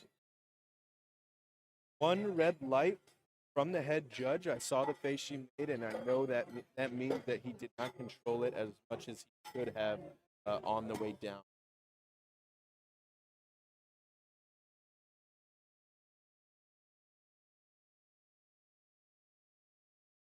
Rel Lightborn walking up 540 pounds.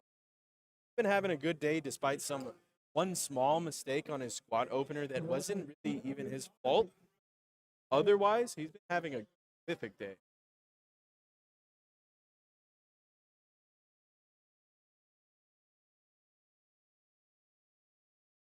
Setting up in a stance. Does a great job pulling that slack all the way into the lockout position. Good job, Darrell.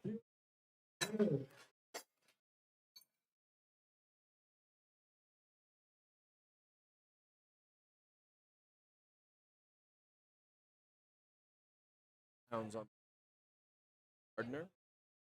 Excited to see. I'm going to guesstimate he's. I don't know why I guess soon.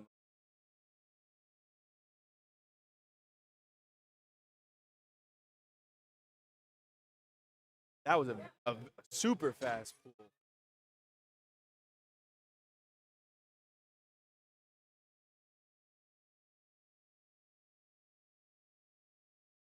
or like his deadlift just always looks that fast, then he's going to make a small jump. Tyler Carpenter getting us started, 265 kilos. His opener, 15 kilos above 2 times body weight.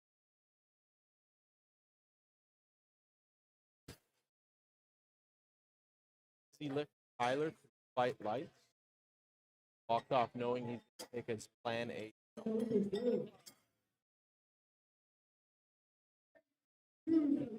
Louisiana legend Larry coming out for his opener at 600 pounds.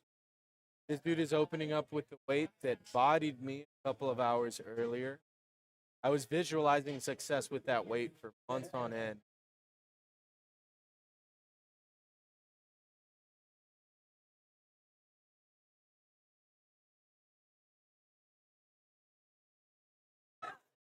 Slow and steady opener for Larry with the weight I was supposed to hit.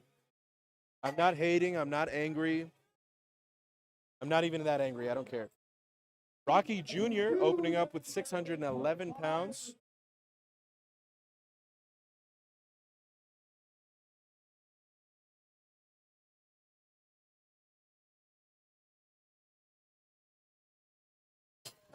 No trouble getting it to the lockout position, getting the down command.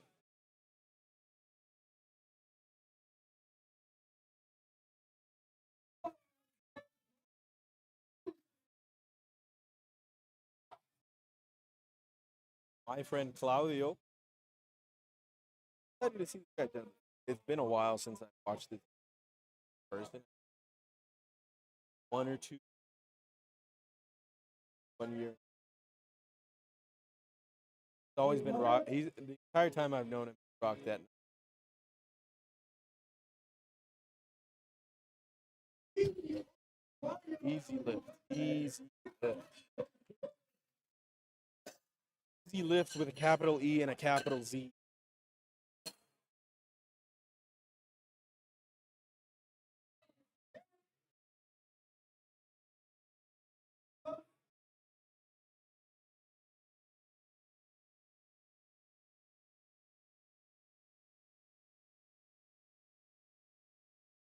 Garrett Bailey walking up to 699.97 or 700 pounds. Rest of the deadlifters this session, actually, he's the deadlifter. He's the last deadlifter for this fight. So he is going to be the heaviest deadlifter of this fight. I'm going to watch that from the side. There was some.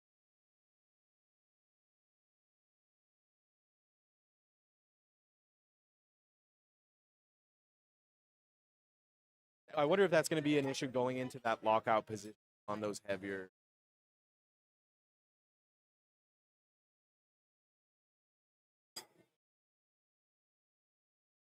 I work at a restaurant with a classic rock playlist, Foo Fighters, and whenever this song comes on, I won't even lie, I get a little hyped. Like I perk up and I'm able to do my job.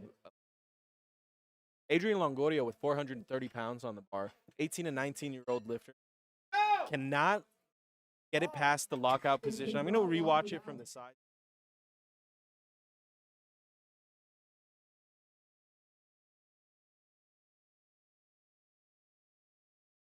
Exercise every day you train.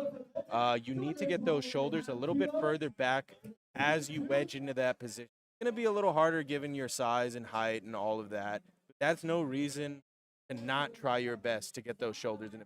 That's going to be the biggest thing that helps you. Colton Mills, 468 pounds on the bar, 16 to 17 years old. Easy lift for the young man. It's going to be another 3 white lights for him. No trouble getting that locked out. Burrell with a 25-kilo jump. Super respectable jump. That's a 55-pound jump for the... I'm not sure his weight class, but I'm going to assume 5 kilos. Purely based off guesswork. Guesstimate.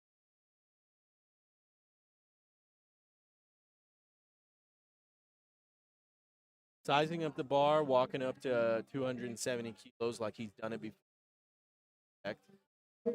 I'm not sure if he was conventional last attempt or not. Oh, yeah, he was setting up into sumo. That's on me.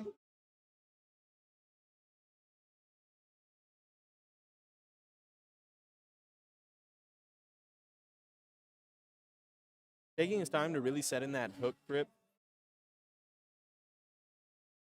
That's that pace.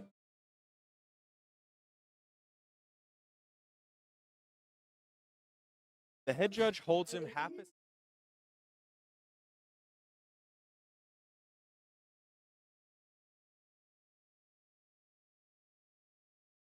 back. So these judges, especially these national judges, will hold you an extra half second to second longer if they see you kind of struggling to lock out with it.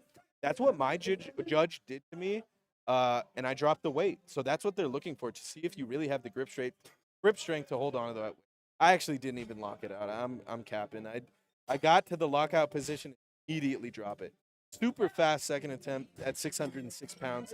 Devin Gardner bodying the weight that I'm talking about that I dropped right at lockout. Bars loaded for Tyler Carpenter, 628 pounds on the bar. He had no trouble whatsoever getting his first attempt locked out. Does have some pretty mobile knees, so he does hyperextend those knees, which is completely natural for him, but it's a little freaky to watch. I'm going to show you from the side.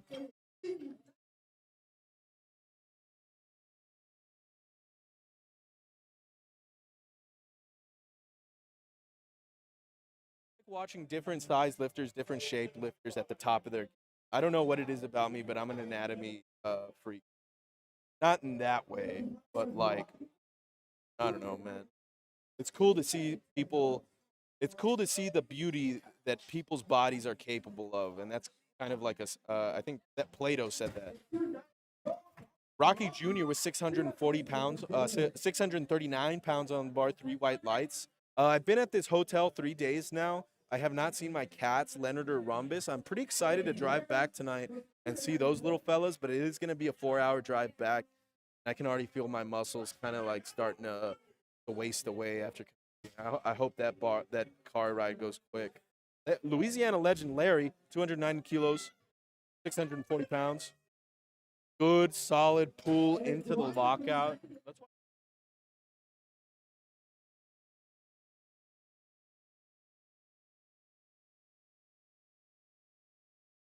Almost, he could probably wedge a little deeper, but again, that's like, why would he listen to me? He deadlifts more than me, but that's just my 2 cents, I guess.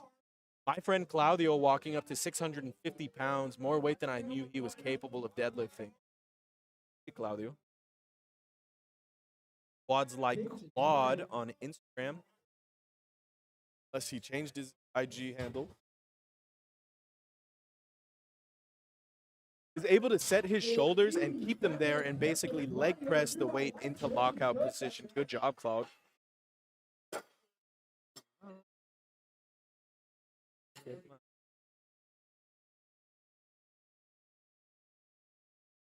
Listening to more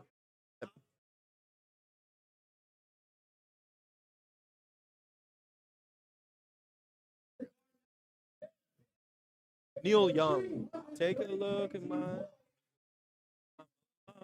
life. Garrett Bailey getting under his second attempt, 727 pounds. This is the heaviest deadlifter of this flight. Crowd is silent waiting for him. 330 kilos on the bar. Does get that weight locked out. His left leg does take some more.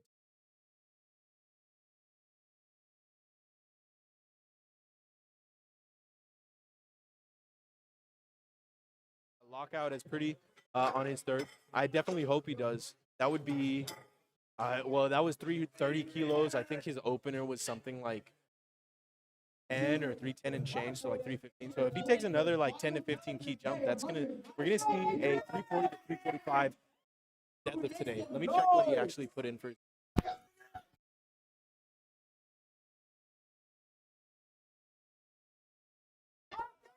Adrian Longoria fighting to lock this weight out. He cannot. The same.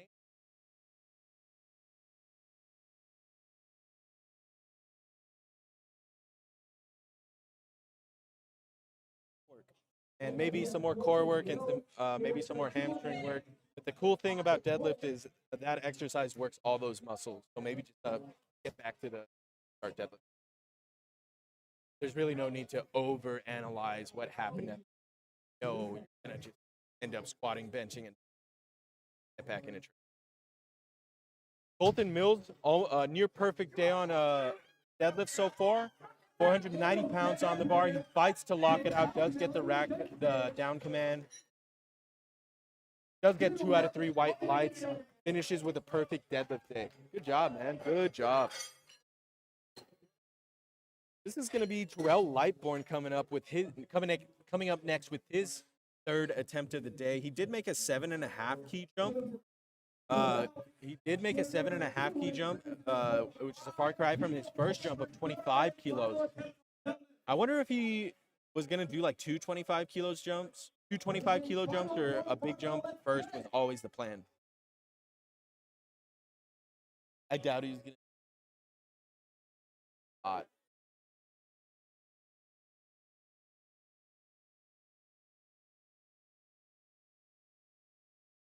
Not really have any last.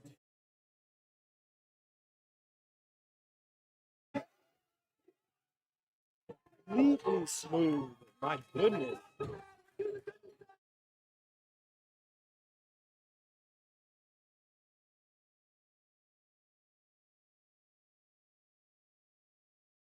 Go downwards. Saying thank you to the judges. We love to see the sportsmanlike conduct of a lifter who is happy with his performance. Devin Gardner coming up with his attempt of the day. 634 pounds on the bar for the 276. 37 kilos above 2 times body weight. Impressive weight class. Super fast lift. I'm going to replay that from the front just to see.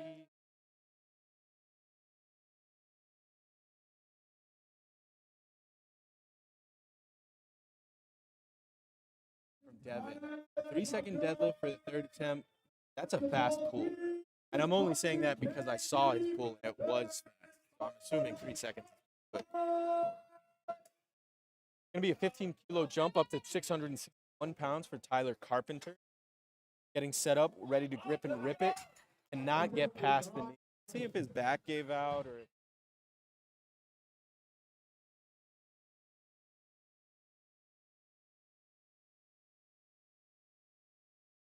Sometimes there's really nothing you can say about like a lifter's technique or the bar path or really anything an outsider can see.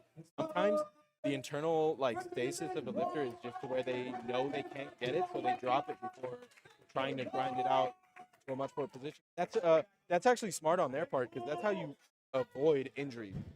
Try to grind it all the way through that. He might have hurt his back. Who knows? Rocky Jr. with 672 pounds on the bar. He does get it past the knees. He is still moving forward, is not able to push the hips through and lock it out. Man, what a showing out. Like the watch. I like seeing when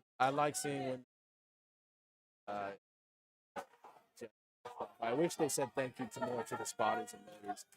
My friend Claudio coming out with 672 pounds on the bar, 22 pounds above his last attempt, 650 pounds. Let's see if he can really finish off with a bang here. I hope he knows I'm watching.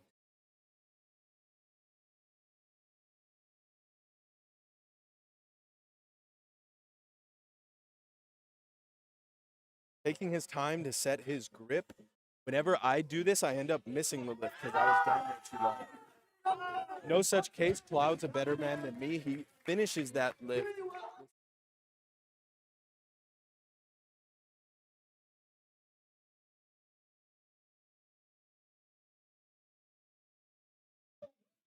Louisiana legend Larry, 694 pounds on the bar.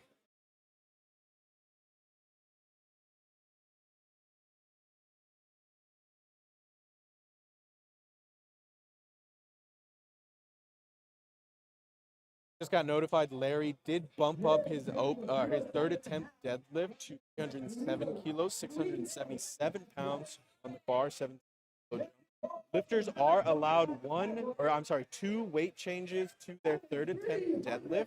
Only their third attempt deadlift, they can use this bump or this weight change to go a little lighter than they need to, or a little heavier if they need to. A lot of it has to do with if you want to like mess with someone else's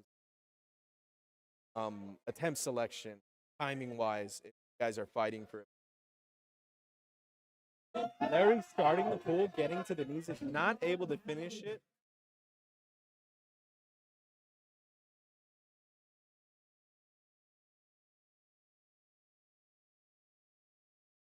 Couple of lifts, he kind of like wedges in and then lets his hips rise to the point where he's basically doing a straight-legged deadlift, which is not bad, like a bad leverage to have.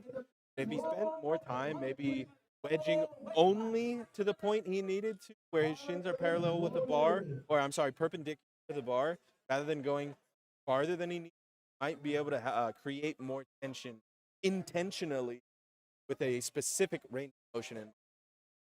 But again, that guy just attempted more than I've ever had in my hands or back. So, last lifter of the fight, Garrett Bailey, 750 pounds on the bar, Louisiana legend. Let's see it, man. Is not able to break the floor. He is shaking off that hip. It looks like he's walking off with maybe a strain. Regardless, he's still going and saying thank you, giving knuckles to the judges. Class act. Thanks, Garrett.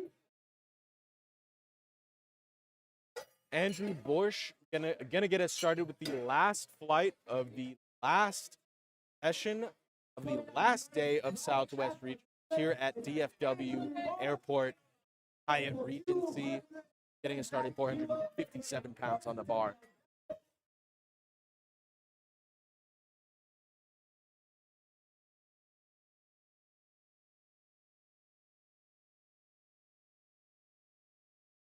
I like his shoes. I like the color scheme. You can't really see because of the banner, but I might hit a replay right now to be able to see. Got some nice kicks. No trouble whatsoever. I'm gonna hit the replay so you can see.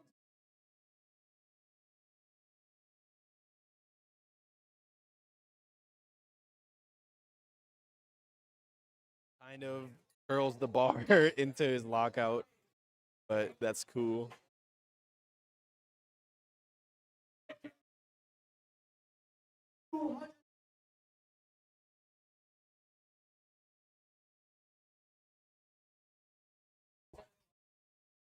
Big Ray sizing up the bar, 507 pounds at 20 to 23 years old. If I'm not mistaken, I remember Ray kind of having trouble with keeping his upper back tight on his squat. I think it might be a similar or same story here.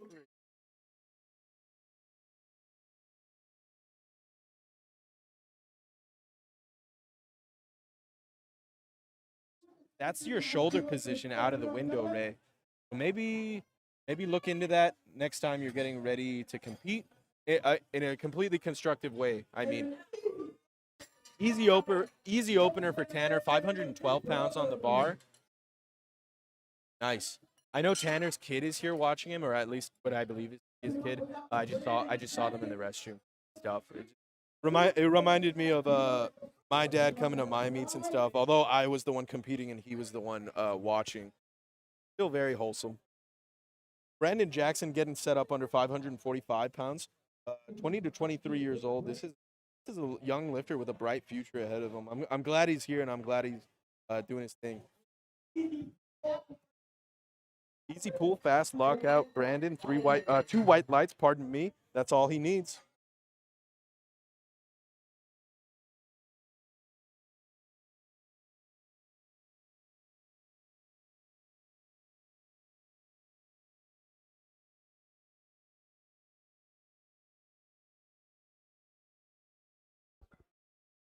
Brandon pulling up to 556 pounds opener. It's going to be a 3 white light opener. I love to see those. I like to see 3 white lights on open.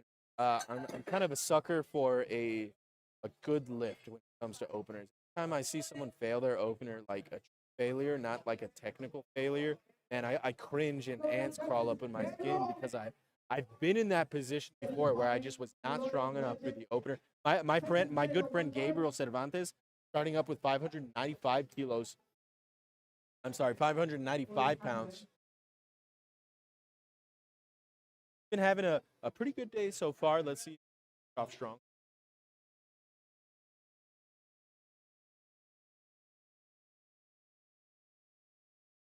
Easy lift. Today I tried C-Bum's Savage workout. I'll say I only had like half of one, so I can't really say too honestly whether I liked it or not. I do remember feeling pretty locked in for my squat, but I do have some turning on that intensity, initiating that fight or flight reaction. My friend Travis Schaus coming up with 606-pound opener. This might be his only deadlift of the day, given his back flare. Easy lift for the man. He could take another one if he wanted it. We'll see if he's feeling good enough too. Looks like he is coming up to the table with a second attempt selection, so I'm really happy to see him push today. Austin Cooper getting set up against 628 pounds. His opener, beltless as well.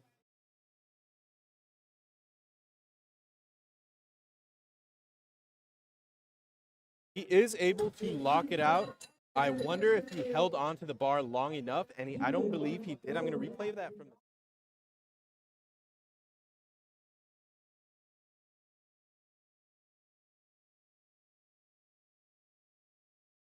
I probably should be familiar with the light system, the color system, but I won't lie and say I am. Lying is this. Desad opening up with 640 pounds on the bar, 609. Easy opener. Didn't really seem to struggle at any point of the lift. Pretty good stuff. Yeah, man. That C-Bum pre-workout Savage or whatever, it was pretty good. At first, when I very first saw it and saw that it was spelled with TH, I thought it was a Mike Tyson brand, just given that he kind of has a monopoly over like lisp words. But apparently C-Bum has a lisp as well. I didn't know that. D'Angelo pulling 672 pounds. Let's see if he's able to get the hips locked out. He is not able to get the hips locked out.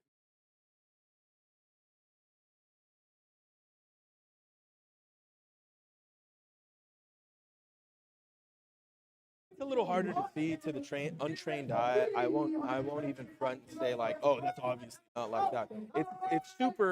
It's a slight difference between glutes flexed and glutes soft.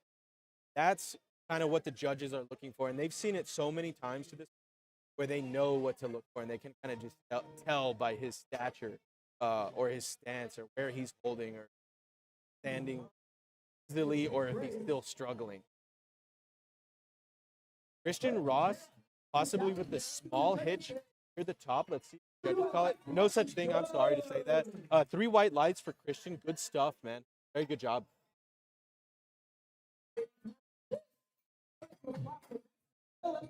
This is going to be the heaviest deadlifter of the session today. Philip Sarkis, 782 pounds on the bar, 308-pound lifter. Let me remind you that this lifter deadlifting the heaviest, and he is not in the heaviest class. He's second heaviest weight class, the 308-pound weight class, and even at that, he did not fill out the weight. Easy lift from Philip, along with the chin tuck at top. All the judges know that he is done and he is successful.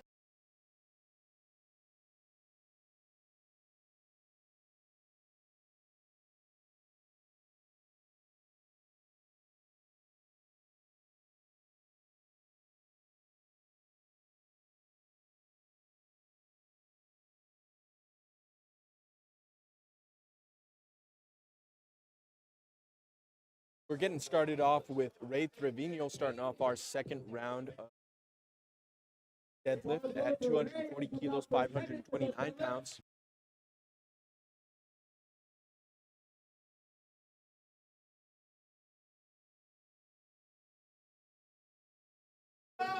Ray getting to the lockout, slow but steady. I believe this is going to be 3 white lights. There was no, yep, two to 3 white lights.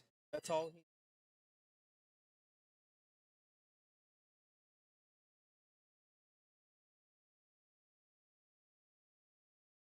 And he is getting into that lockout position. Tanner Shepard,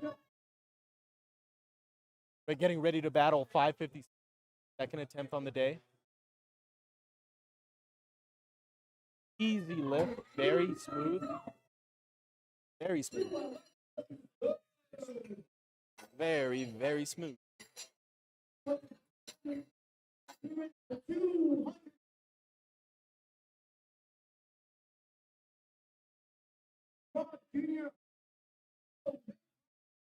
Brandon Jackson getting ready to set up against 578 pounds. Looks like he's keeping glasses on for this one. That wasn't even that funny. I don't know why.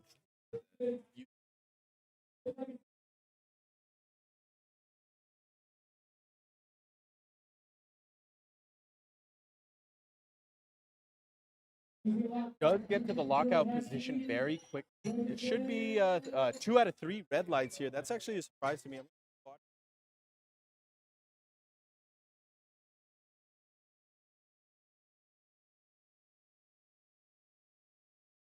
complete.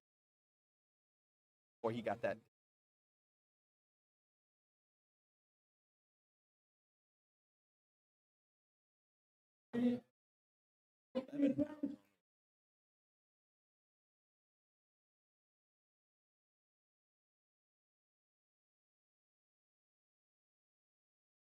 Quick lift for Brandon. One thing that's pretty interesting about the programming aspects behind training of some of these lifters, one difference between very heavy lifters and lifters of lighter weight classes is their ability to hit intensity and how that looks frequency wise. A lighter lifter will be able to hit intense sets more often and closer to competition than a heavier lifter. Let's watch my friend Big Hoss, body this 620-pound deadlift.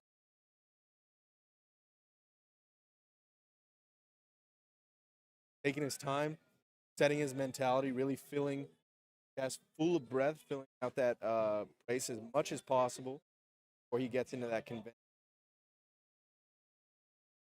Easy. Gabe had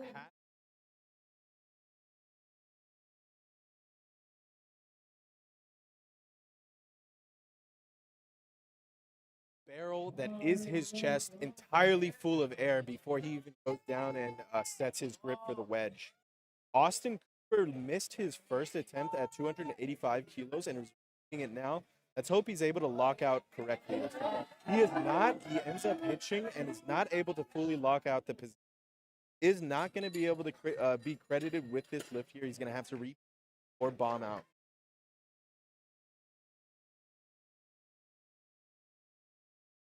My friend Travis with a very good 15-kilo jump, 290 kilos on the bar, 609 pounds. I have a feeling he's going to move this very fast.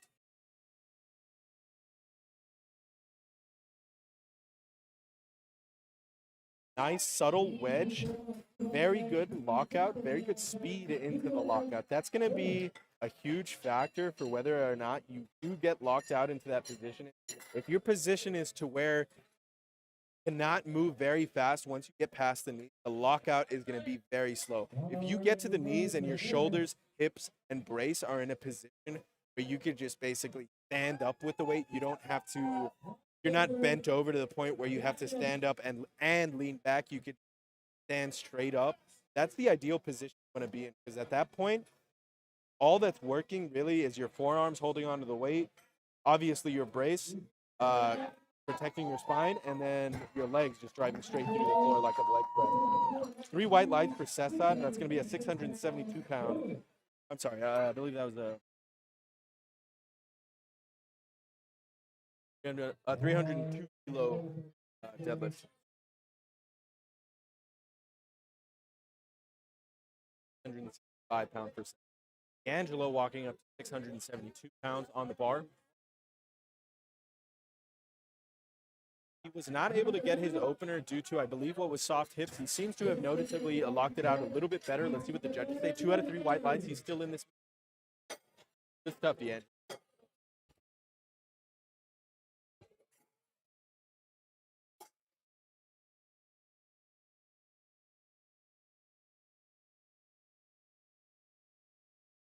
Be a 25-kilo jump, 55 pounds for Christian Ross. 5 pounds. Second last lift.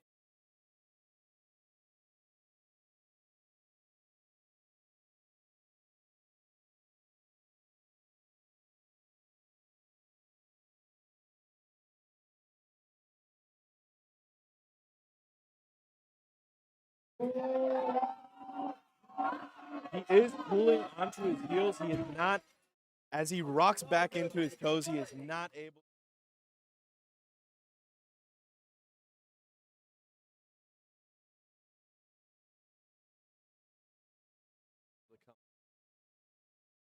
Maybe it was like a shoulder position that could have maybe set that bar path a little bit better for him. Could have just pulled those shoulders through, lats down as he was pushing into those knees. Might have had a better shot. But I'm not trying to be Captain Hindsight over here, so I'll just be quiet. Philip, with 804 pounds on the bar, is not able to finish. He seems to have ripped his hand.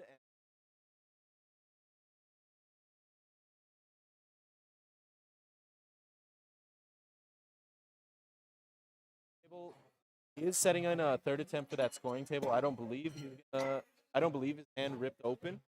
So that's good that he does have the opportunity to get a third.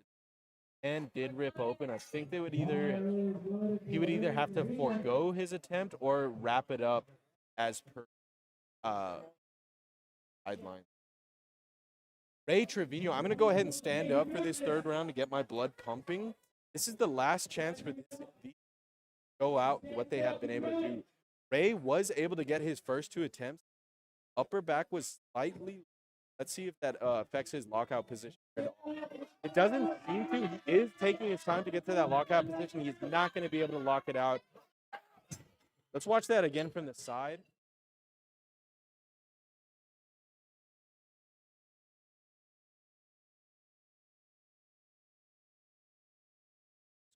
Out.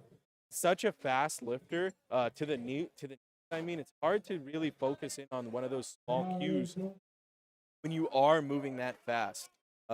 Maybe like a tempo or some sort of pause or a time under tension sort of rep might be able to help him. Again, maybe none of that, and maybe just more deadlift. No, not even more like increase his frequency. Like get back into the lab, deadlift, thing you've been doing for longer, and then compete again later. 578 pounds on the bar for young Brandon Jackson. Is not able to lock it out before he loses grip. You can see it slipping.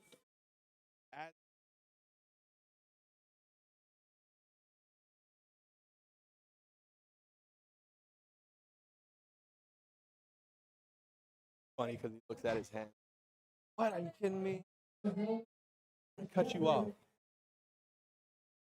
Tanner Shepard, 622-pound, third attempt today. Last chance to show his boy how strong he is. What a quick lift from the big man. Yeah, that's going to be 3 white lights. He's going to have a perfect deadlift today. He walks off with a big smile on his face. I hope they go out to eat ice cream afterwards. Comes back to say thank you to the judges. Class act that he actually came back for it. I wish more people said thank you to spotters and loaders. A lot of people say thank you to the judges, maybe because they're all dressed nice and they want to like impress them. But the meek shall inherit the earth, and these men are humble. The spotters and loaders, man, they work very hard. Brandon Enriquez, 628 pounds on the bar, easy lift. 3 white lights, another 3 white light, third attempt. Good job. Austin Cooper on the verge of bombing out, about to repeat opener for the 3rd time. There's no shame in that. I've been in that exact same position. I've actually lost as well. So let's see if Austin can really.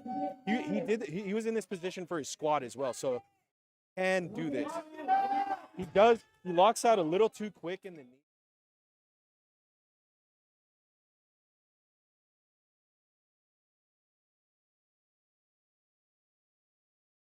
Deadlifted heavy before or failed a heavy and had that happen to you, that's basically asking lower back leverage itself, most awkward position against a very intense third attempt selected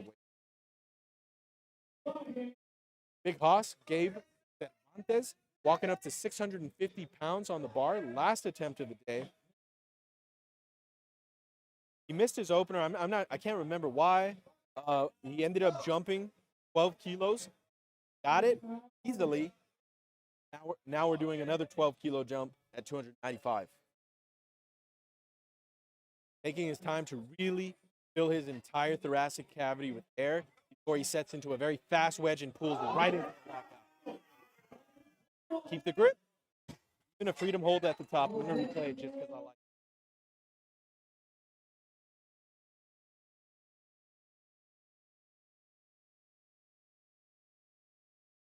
Okay, these are the last 5 lifters of the entire meet. My friend Travis coming out for his 3rd attempt. I'm very happy that he's coming into this 3rd attempt healthy. Easy, fast lift, man. He could have power clicked that. What a guy. He's walking off with no pain, walking off completely by himself. I'm really happy he was able to finish safe and healthy.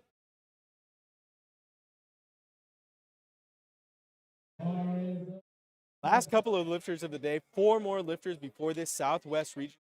Done for good. Dunzo. 310 kilos on the bar, 683 pounds for the 308 plus pound lifter, Cesar Coronado.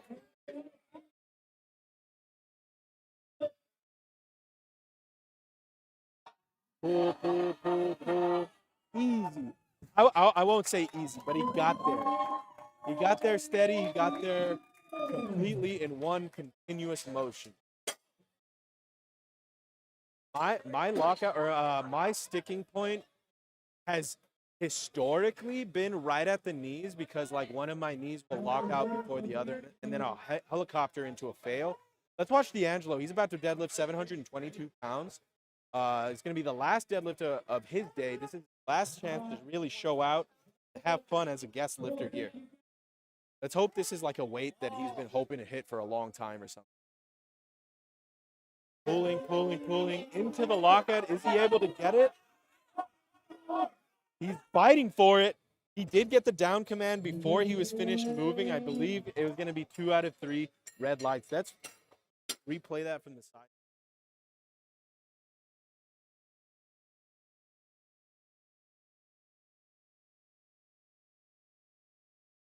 Well, actually, in the video, seemed he got the down command a little early. So I don't know.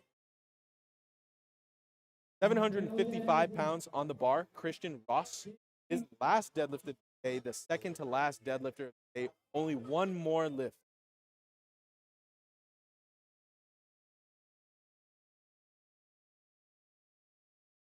Getting set up, I remember. Is not able to get it past the knee. Let's watch that.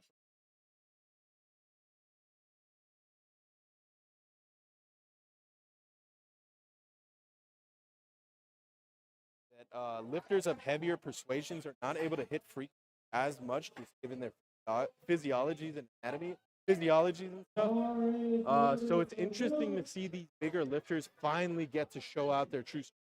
Because these 100% intensity ranges, they can only hit these a couple of times a year before they start running injury risk and fatigue debt, all of that. My friend Philip Sarkis, 804 pounds on the bar, last lift of the day, crowd fully behind him. He's walking into that lockout. He keeps the grip. Let's see what the judges say. It's going to be 3 white lights for Philip. Spotters and loaders making sure he can get off the platform by himself. Good job, Philip.